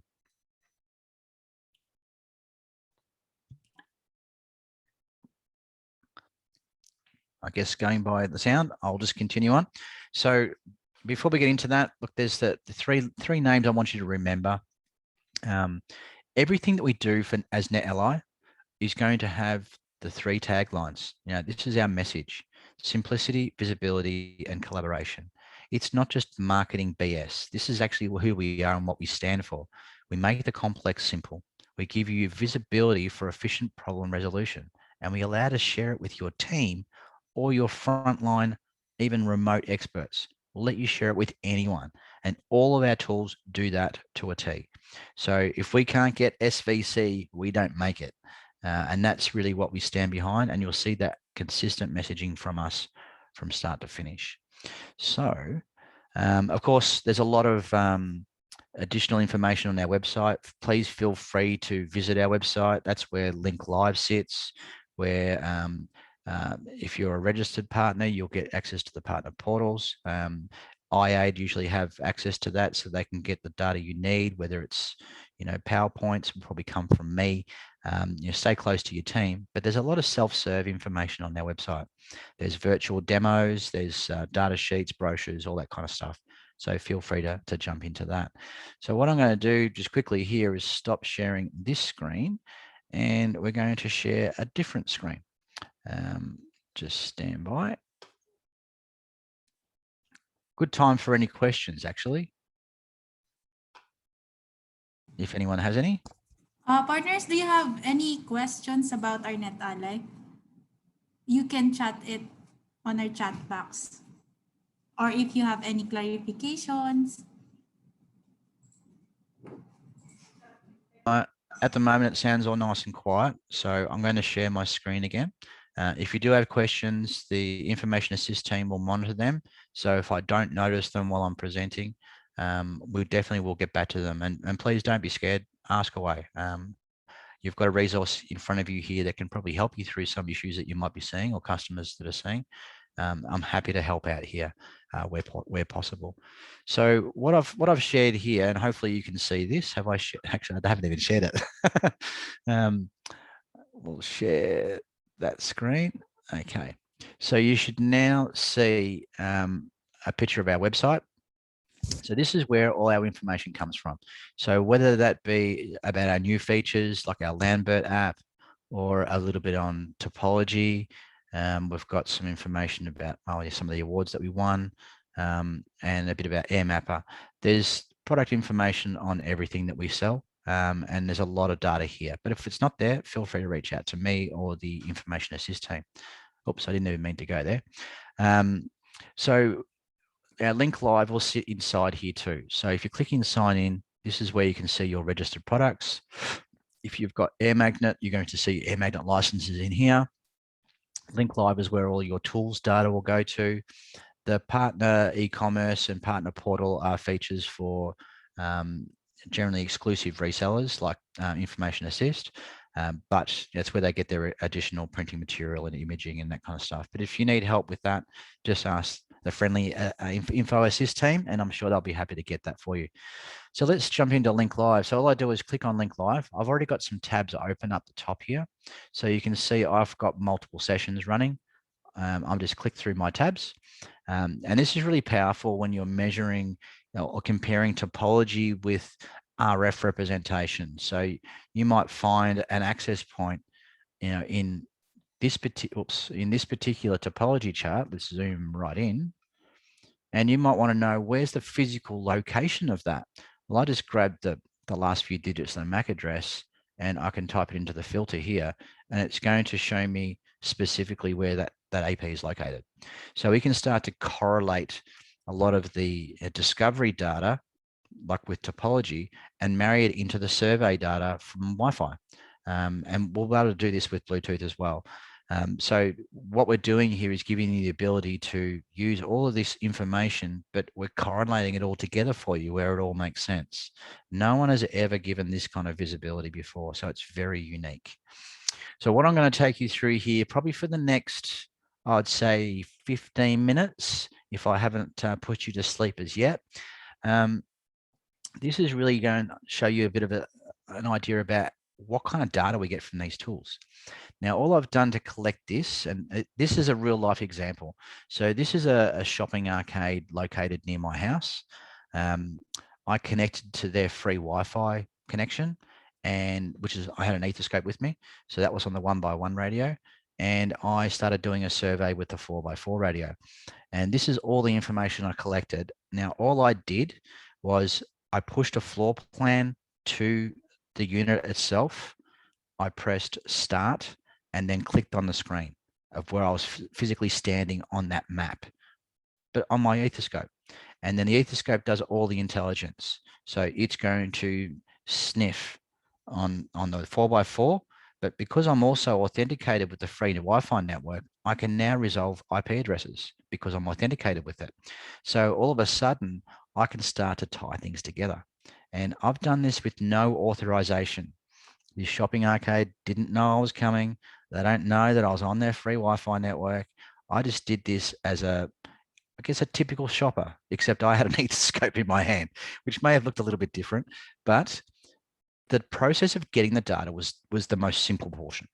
What I'm showing you now is where the smarts come into play. Now, what you'll see is this information, it's on Link Live. So anyone in my account can see it. I can share this account with others. I can add more people to it. I can share just a result with someone if I want to. Now, I'm going to touch through this. I'm not going to go into too much detail, but what I found through this little walkthrough was this is a really horrible network. But everything looked all nice and green. So I'm just going to show you some of the things that we're going to analyze here. So you'll see that showing on arrows here, the direction of my walk. I can turn that off and on, but it's handy to show the direction, especially when you're starting to look at roaming analysis. Now you want to know, when you roamed, where did you roam from, who did you roam to? This is really important when you're trying to figure out why your roaming drops out. I don't want to be too technical, but I am technical, so it's going to be a little bit tricky. You can also hover over each data point and it'll give you a signal measurement as well. If I'm in signal at the top here, it's going to be relative to signal. If I change this, and this is all the different heat maps that I can use: signal, noise, SNR, code channel, adjacent channel, AP coverage, minimum basic rate, beacon overhead, blah, blah, blah, blah. Even my active survey. And I'm going to show you this in just a minute. Now, while I was roaming around here, there were over 200 APs, about 500 BSSIDs. This is just a shopping center. Like, I was quite surprised. How I know that is I click on filters. This gives me an idea of everything that the Ethoscope saw. So there's 207 SSIDs. over 2 channel bands, so 2.4 and 5 gig. If you can open up by using these arrows, over a number of 45 different channels.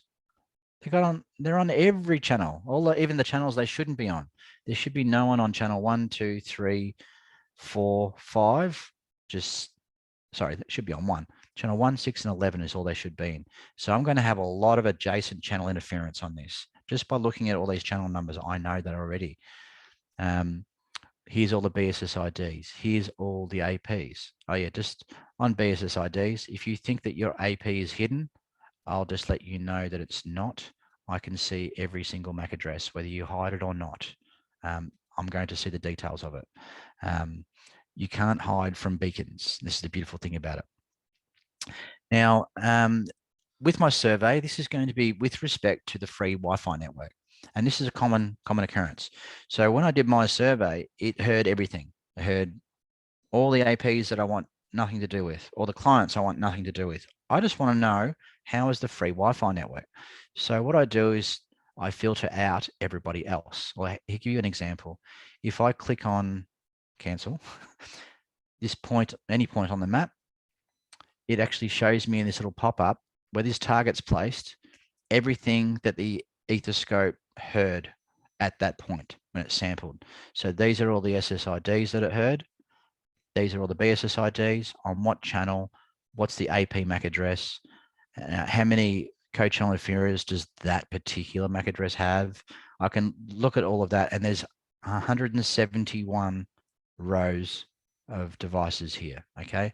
This is a really noisy environment, but you can see this is just laid out so nicely.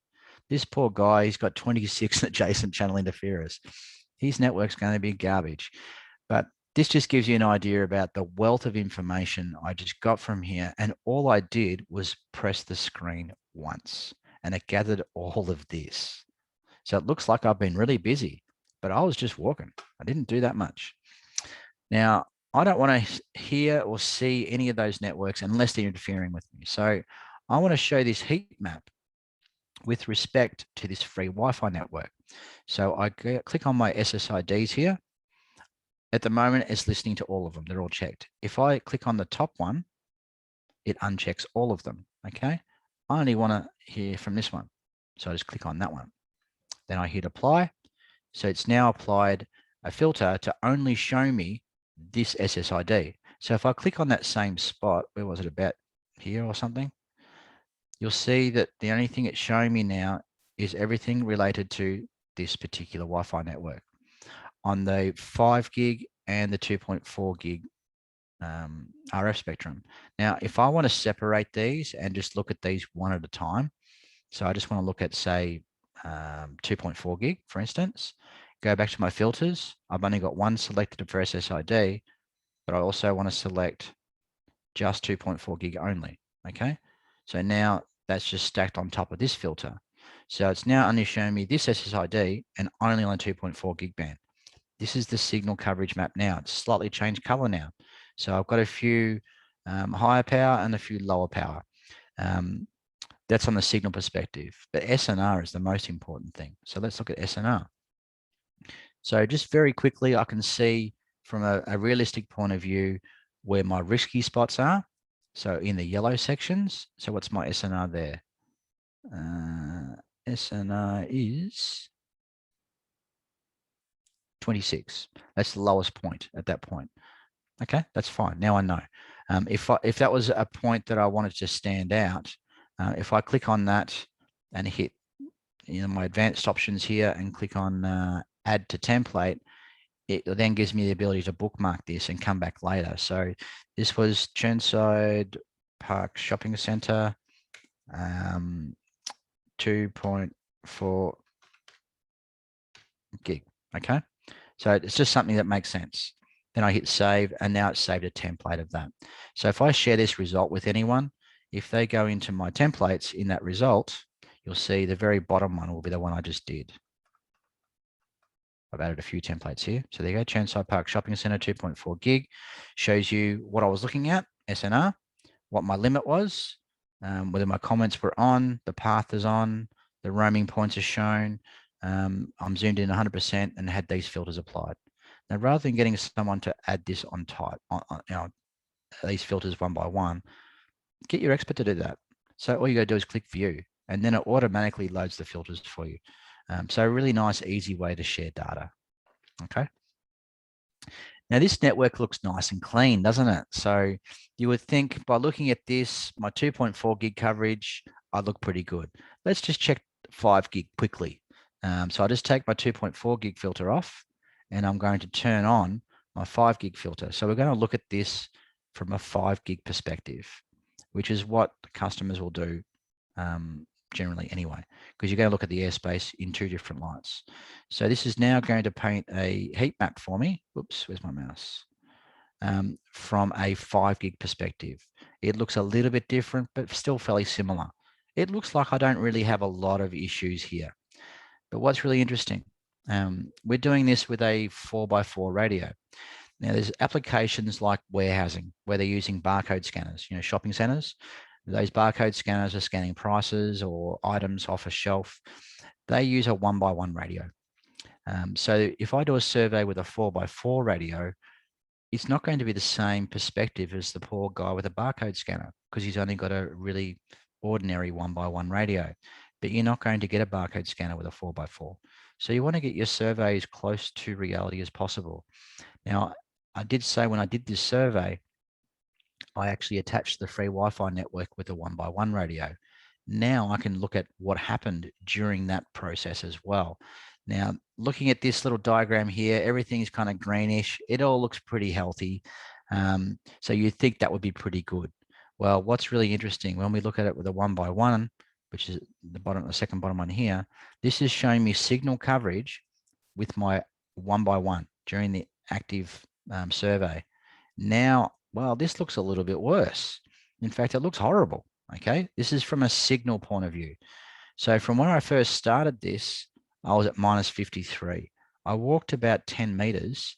I'm at minus 73. I just dropped 20 dB. That's huge. Down here at minus 80. Basically, if I'm minus 80, I'm not even connected. I'm surprised I'm still hanging on.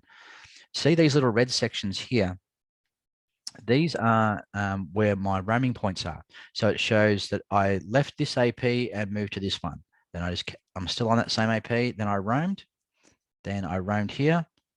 I'm still on it, roamed here. And see, this is black. It disconnected me. Now, disconnecting can be caused by a number of different things. Most common is overutilization. So it's dumping clients, or the roaming thresholds aren't set very well, or there's a lot of interference. So we could make the roaming a bit more aggressive. I can tell you there's a lot of problems with this network. I'm going to show you one more example in just a minute. But you don't want to be dropped during a roam. But I can see physically where I got handed over. Whenever you do a roam, you want to walk in more than one direction, because you might roam well in one direction, but not roam well from the other direction. And this is normal. So if you were to do a survey, it's something like this, you would walk multiple paths, and you would walk the same path, but from a different direction, just so you've got a full idea of how this handover is occurring, because you don't know which way a shopper is going to enter the arcade. Either they're coming from here, walking to here, and then going straight down here, or are they walking all the way down here and exiting here? Are they coming in from this side and just going there and then coming back? You don't know the behavior. So you've got to predict as much as you can. And this is a really good way to show you that. The last thing I'm going to show you is the cause of where most of my issues are coming from. So this is, this is the beauty of having multiple heat maps. So I know that there is adjacent channel interference here. So let's go and have a look at some. So I'm just going to turn off my filters, or my frequency filter. So I want to look at adjacent channel interference with respect to 2.4 and 5 gig.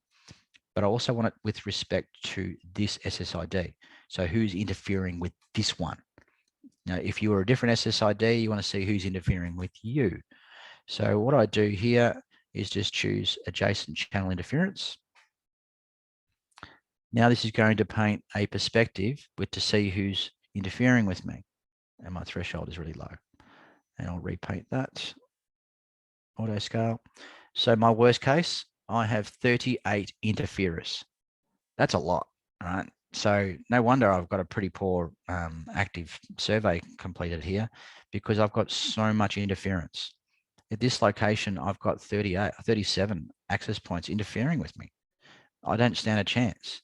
Now, what you can do here, the threshold, is you can make, if it's past -70, I don't want to know. So this will just narrow this down. No, they're all at least -70. That means they are definitely interfering with my Wi-Fi behavior or my experience. So that gives you an idea. Now, if I click on here, this will show me what I can hear there. And this is showing me all the interferers. So if I want to sort by adjacent channel interferers, all right, this guy, he's on channel 9. Well, he's interfering with himself. Look at this, channel 9, channel 8, channel 8, channel 8. They're all interfering with their own network. So that's not the neighbor, that's your own network. So that just hasn't been channelized at all. If I want to see who's interfering with me, click on the blue link, and here's every single SSID, BSSID, and AP that's interfering with my SSID. And then you can go on, see what channels they're on, and get away from them. That's how you do it. So that's just a couple of examples of different heat maps. I don't want to bore you to tears with all of these demos. There's a whole lot I can do here. The last thing I really wanted to give you a look at was topology. So here's a sample. Believe it or not, this network here is also this network here. So while I did my survey, it also did a discovery, and it showed me all the little networks in there. So you can see I can resolve like device name and IP address on the Ruckus network, because that's the Churnside Park free Wi-Fi. So because I authenticated, I actually get that information. If I don't authenticate, I see this. I just see MAC address. Now, all these are in the beacons. So this is from one of the other shops in that network. So I can very quickly look at, here's my Ethoscope. Let's have a look at that. So I had a problem. What's my problem? I think here is where I'm going to open it up. Frame retries, 46%. So half of the data that I'm sending, I've had to resend again. And that's probably because of that poor roaming that we explained before. This is some of the benefits of using a network topology and a Wi-Fi survey together. So I can actually pick out, let's just see, this particular AP is who I was connected with. So it is C1BC is the end of that MAC address, C1BC. Let's have a look. C1BC, C1FC, C1BC. So that's the one I want to look at. Oh, I should have unchecked it. So where is this C1BC? C1, where is he? There he is on the map. So I just click on that. I'm only looking at that. So this is now going to show me, I want to look at signal strength. This is how I locate it. Okay, so that's all I can see. So what I do is I change my threshold to be at the loudest point. And you see this is just narrowing down. Like, I know where this AP is. It's right there. It's right at the food court. And this is the signal strength I got.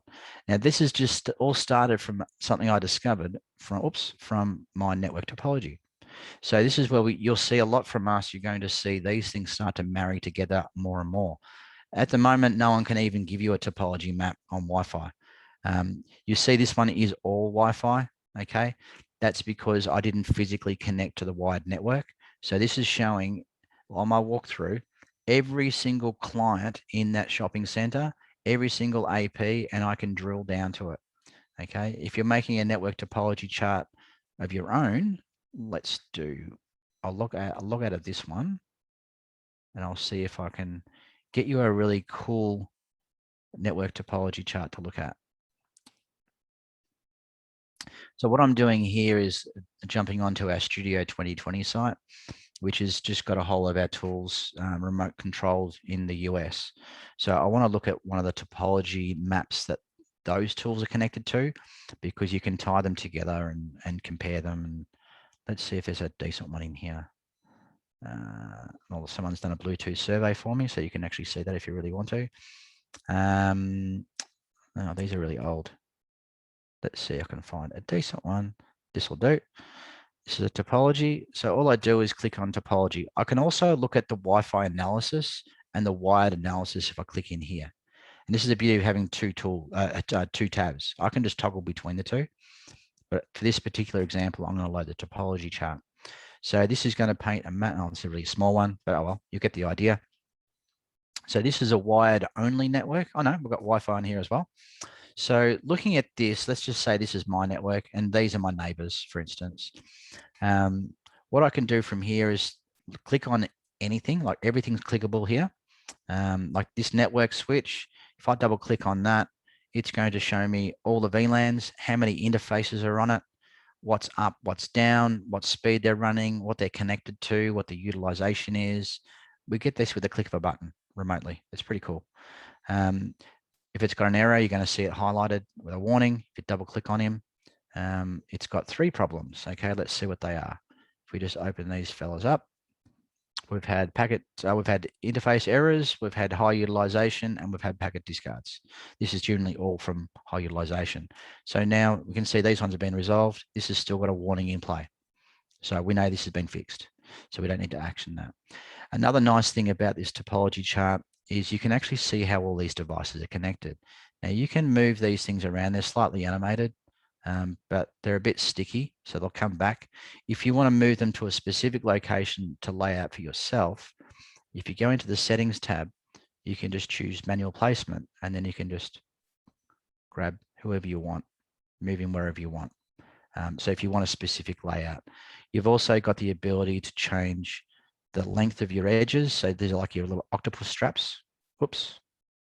I need to put back into auto placement. So I can make those legs longer, or I can make them shorter. I can make the spread wider or narrower, just by using these little controls here. But what's really cool about this, like without even investigating in any deep level, I want to see all these devices. I want to know how they're connected, what port, that kind of information. So I can display on the wide connections, I can display all their VLANs, right? 10, 1, 30.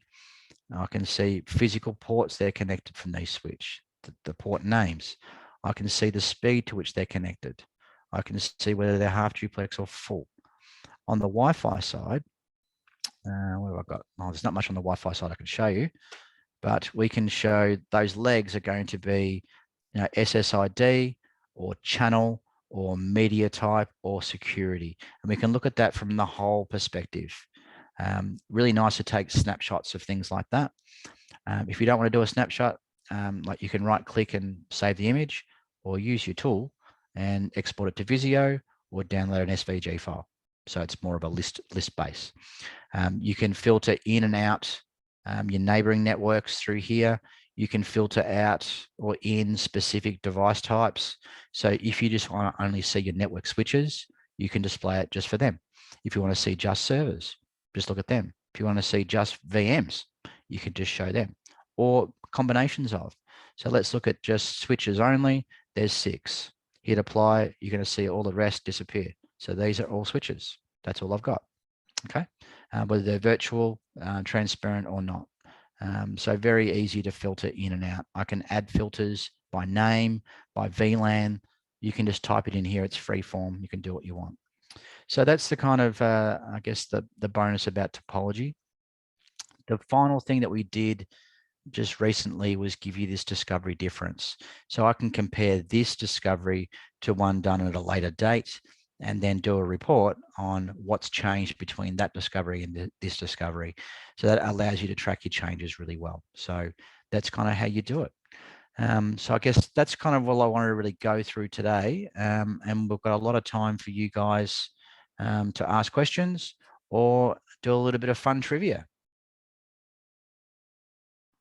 Back over to you guys.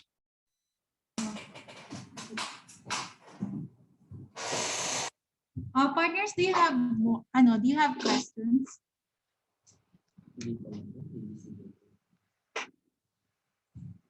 I guess they are all good. Maybe they'll wake up when you give away some prizes. Mm-hmm. Maybe. Oh, by the way, I didn't share my camera before. I apologize for that. And I don't have the ability to start it again now. I didn't realize my camera was off the whole time. So I did want to put a face to the name, but unfortunately, I messed up my own controls. But back over to you guys from Information Assist. I'll let you take care of things from this point on. It's okay, Mr. Matt. Is there anything else you need me to go through? Sir Matt Foster, can you open your cam for a while?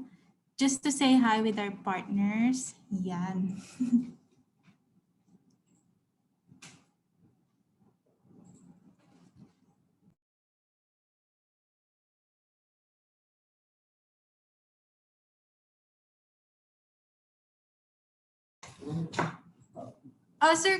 Sir Matt Foster, sorry, you're on. Ah. The amateur's mistake. I That's apologize. fine. Apologize for that. So you got face to name. I've been here the whole time. But now's the exciting part for you Q&A. This is where you get to win your prizes, and you never know, you might get a random Netally gift turn up as well. You never know. But I'll hand it over to you now. I have a question for Sir Edmond Nanola. Do you have a demo unit for this? Yes, sir, we do have. For our handheld network testers, we do have.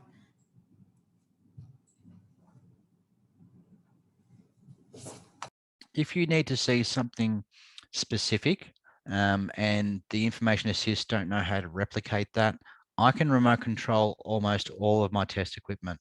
So I can do what I did before. I can just remote control one of mine and show you those features if they don't have a tool available, because it is in high demand. There is only one demo unit down there. And it gets used a fair bit. So at times you might need to remote control one of mine, and I'm happy to help. Yes, sir. All the models are available. And actually, here in our office, we have NXG, LRAT, and Survey Pro. But aside from that, we can also borrow from our principal.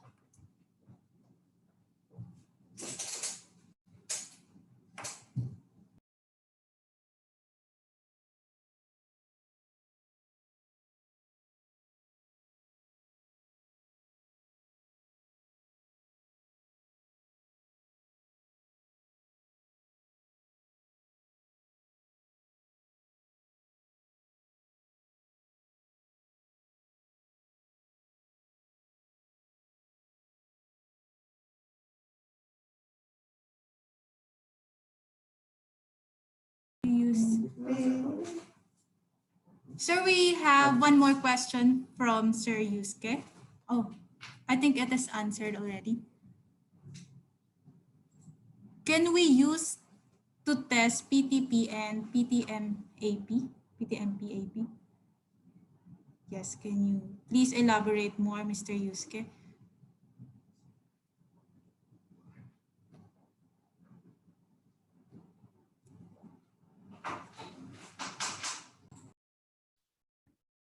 Is that explaining or asking whether it's point to point and point to multi-point? If that's the case, yes. We can see everything in the air.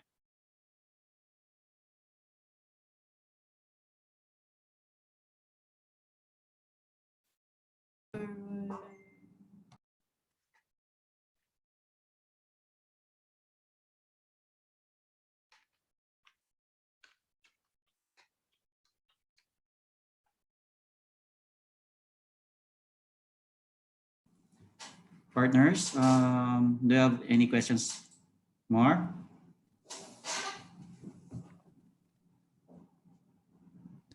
If any more come in later, I'm happy to answer them via email if you guys don't know the answer.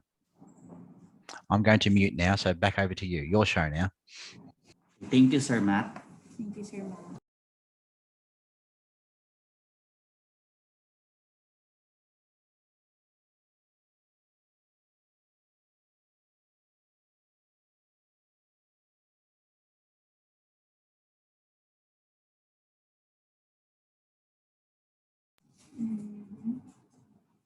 Hi, partners. Welcome Hello. back.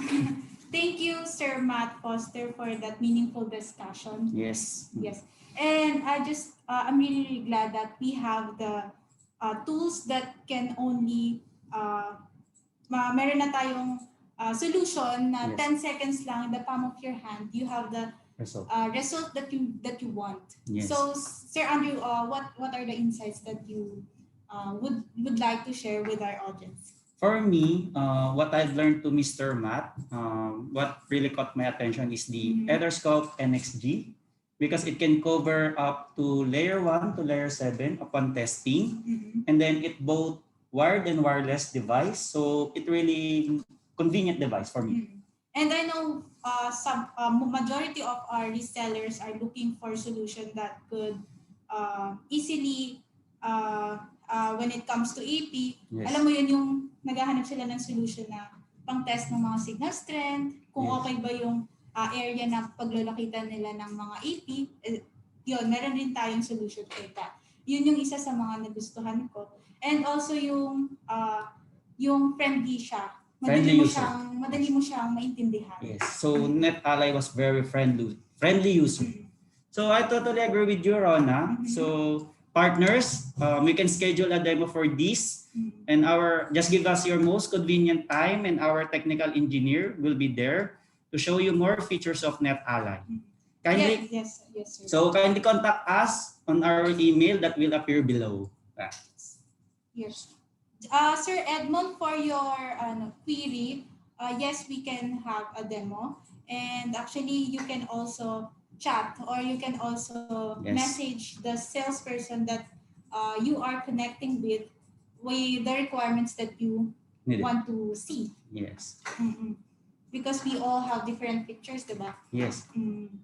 And yeah, just contact your salesperson na nakausap nyo, and then we can have the demo based dun sa mga schedule na available sila. Okay, so ano bang games What's ni more, IE? no? What's Yes, more? what's Yeah. more. Tama. So, para naman po dun sa mga early bird namin, we have one. Early bird. Isang early bird for today. You will be receiving a 300 worth of Grab food. Grab food voucher. Babasahin ko lang sinang ating winner. We have Miss Shirley Ann Diaz. Kindly raise your hand kung nandito ka pa. Ano pa ba siya? Technical? Miss, sino? Si Miss Shirley Ann Diaz. Andyan pa ba ang ating mga partners? Partners, pwede bang pa-raise muna ng hand ng lahat? Siguro, yung busy sila. Pero, Sino? ang dami ng attendees natin for today, no? Yes, I am very, very, very thankful. Yeah, present po. Okay. So, congratulations, Miss Shirley. Yes. May pang dinner ka na or pang breakfast for tomorrow. And for our early registrant, we have Miss Janet Ramos. Kindly raise your hand or say present on our chat box. And ayan. Okay. Si Miss Loris Reyes. Ayan, meron. Miss Loris Reyes. And si Sir Brian Sugitan. Sakitan. Sir Carl Eco. And si Sir Yusuke Masuda. Masuda. Yes, isa siya sa mga nag-ask kanina. Yes. So kindly chat your full details on our chat box so that, or even your email, so that we can contact you later. And we also have games after this. Then ano nga ba mechanics? For the winners, for the kanina, early bird and 5 participants na Yes. early registrants, kindly send your full name and then yung Your email. number and email. Yes. Sorry. So, for our games naman, we have also prize for that. But sir, what are the mechanics of our games and ano ba yung games natin for today? For our games, we have, some of you are familiar with Kahoot, right? So this game is so simple and very easy. All you have to do is answer each questions for 20 seconds. All you have to do is choose the correct answer and choose it fast. But especially if you have internet connection really fast, I think it's your advantage. Yes, sir. So the website and the code you are going to input will be appear on your screen. Yes. Kahoot.it. Yes. Kindly go to that website and then I guess there's a code. Yes, That they are they're going going to to type, input. yes. Yes. After that, they are going to input their full name or even their nickname Yes. so that we nicknames can is acknowledge them later. So guys, kindly join to our games. Para naman sa prices, sir. Ay, oo nga pala, before we start the prices, yes. Yes, for our third winner, they will be receiving 300 worth of GCash. And then Yes. para naman sa second winner, they will be receiving 500 worth of GCash. And para naman sa ating winner, maka-receive sila ng 1,000 worth of GCash.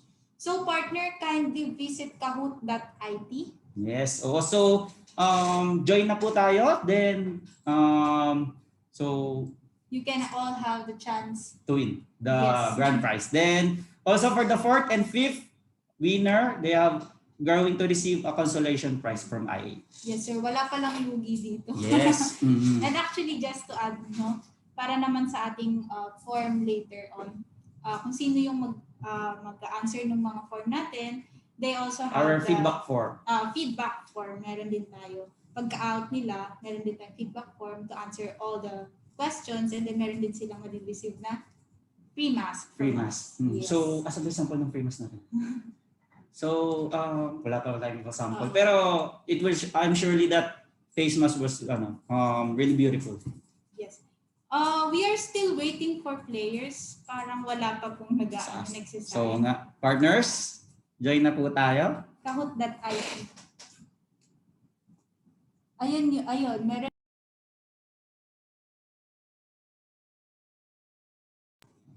So, the website is on our chat box and the code you're going to input.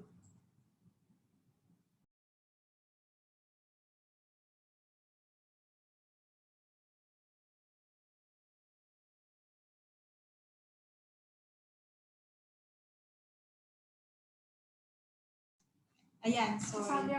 So, parang ang bilis nung biglang nagkaroon na. Oo nga, sir. So, we have Sir Mark. Sir Mark, Sir Miss Loris. Miss Laris, Miss Anne from Workpoint. Yes. Very, very, Mr. Kevin Gonzalez, ART. I think that is one of my partners is Sir Art. Sorry. Sir Art, Sir Edmond. Sir Marco, Sir Marco, and KRE. Ma'am Net, and Sir Yusuke. Yes, Sir Yusuke. So,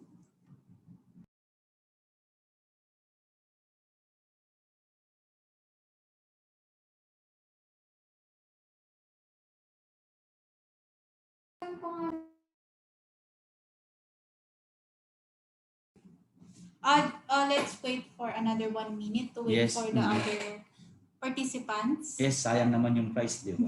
Yes, Mhm. pang shopping yan.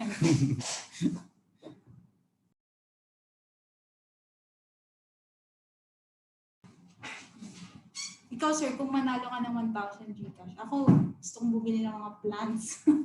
Plantita. Plantita ka na pala. Oo. Wala pa sa age mo yan, ha?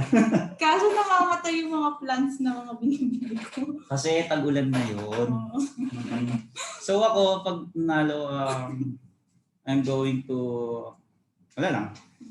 Siguro, seed lang. Oo. Save. Wow naman. Ako magta-try ng ng plants. Hanggang sa mabuhay sila. Malay mo naman. Food sana kaso, alam mo naman. Pero parang half ng ating participants is meron ng uwi from IA. Yes, oo. Wala namang talo, sir. Wala naman. Lalo na yung face mask. And also, syempre yung knowledge from Netally. It's very, very important, no? Yes.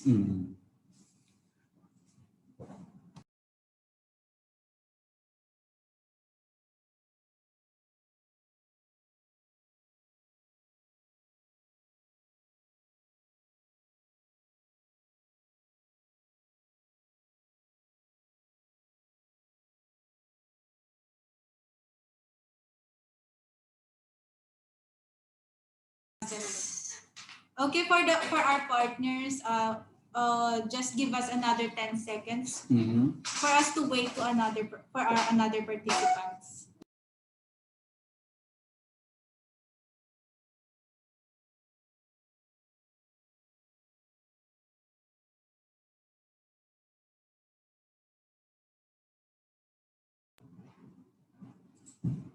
For our first question, So mag-start na tayo?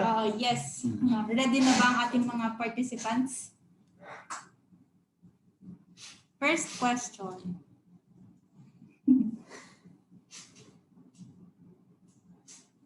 Which two Netally products support NBase or multi-gig? Ano kaya yan? Yan kaya yung red, yellow, blue, or green?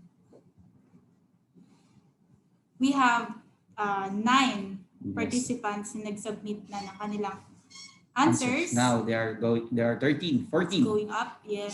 So the correct answer is Link Runner 10G and Etherscope NXG. Yes. So, 7 yung nakuha ng correct answers. yes. Siyempre yung score natin is nakadepend kung mabilis ba or It syempre, depends on how they are fast to choose the correct answer. Si KRE, congratulations. Ikaw ang top 1. Second si Sir Yusuke. And third is si Sir Edmond. Yes. Next question. Can you remote control the Etherscope from Link Live? Ooh, true or false?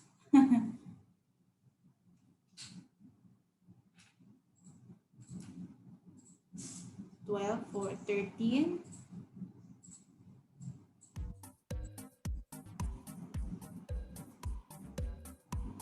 Dalawa na lang. Ayan. So the correct, oh wow! All of them are got the correct answer. Yes, everyone is so attentive. Yes. I'm very, very glad. So nothing changed. Still the Still the same persons, no? right. Top 3 eh. Si Miss Hannah. Hi, Miss Hannah. Next is which two instruments from Netally provide topology mapping feature? Nakaka-pressure yung music. Do you think what is, Ronald, what do you think is the answer? I think it's the color pink. Ginugulo mo naman siya. So, 3 got the correct answer. The correct answer is Etherscope NXG and Link Runner 10G. Yes. Isa yan sa mga favorite kong features ni ni Netally, yung topology. Yes. Oh. Wow! Wow, si Sir Jazz is on fire. Sir Jazz or Miss Jazz? Miss I think Miss Jazz. Jazz. May partner din ako, Sir Jazz. Okay. So, Ma'am Lauris got the... Yes. Next question. Which 3 Netally products provide air mapper functionality? Air mapper. Hindi ako sumagot eh. Kasi colorblind ako eh. Ayun lang.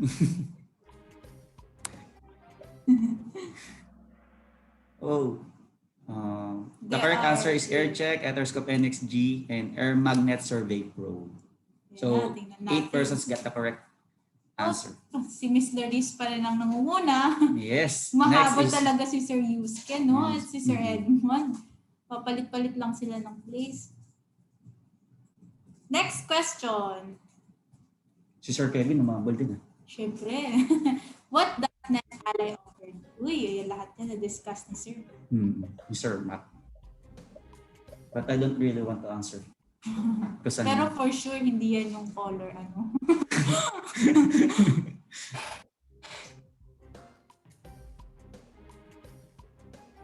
Yan na.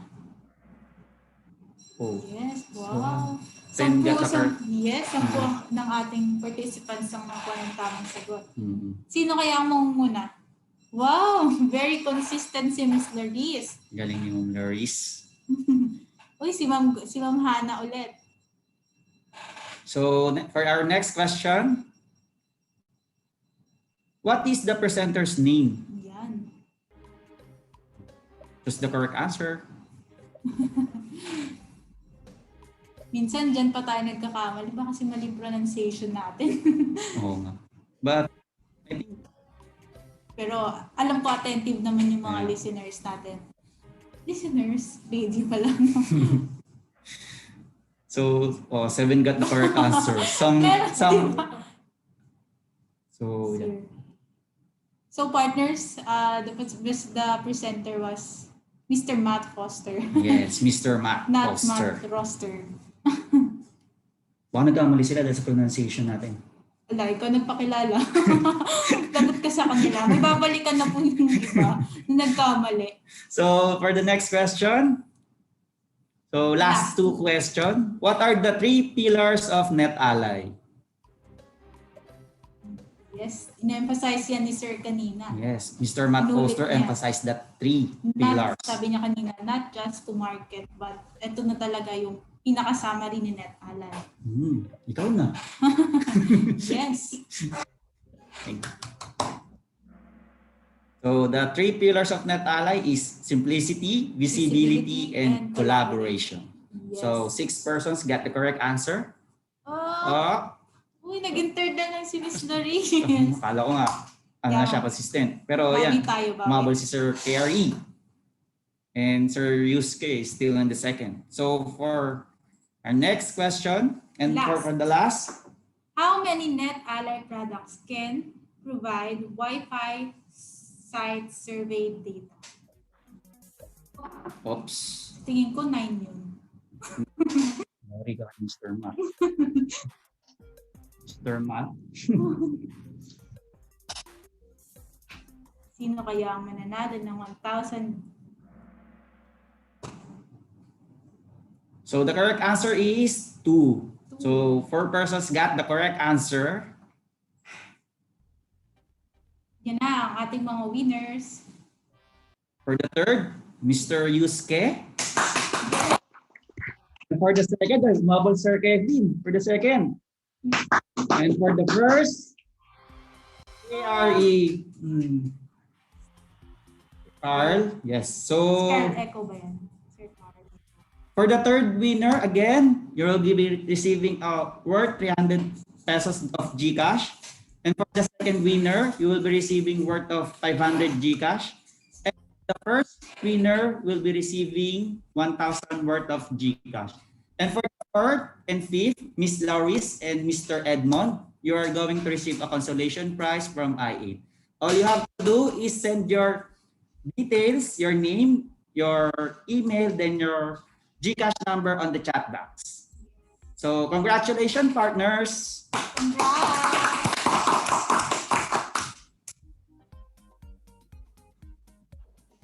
Welcome back ulit. Welcome back ulit. So congrats yung iba partners ko Yes. ulit. So, ang galing ni Sir Carl. Tama? Yes, yes. So para naman dun sa mga hindi nanalo, I would like to still thank you and congratulate them kasi meron pa rin naman silang consolation. Yes, they have May consolation. pa-free mask naman tayo. Kung nasagot nila yung ating survey. Feedback form later. Form will be appeared on your screen later after this event. So kindly answer that for us.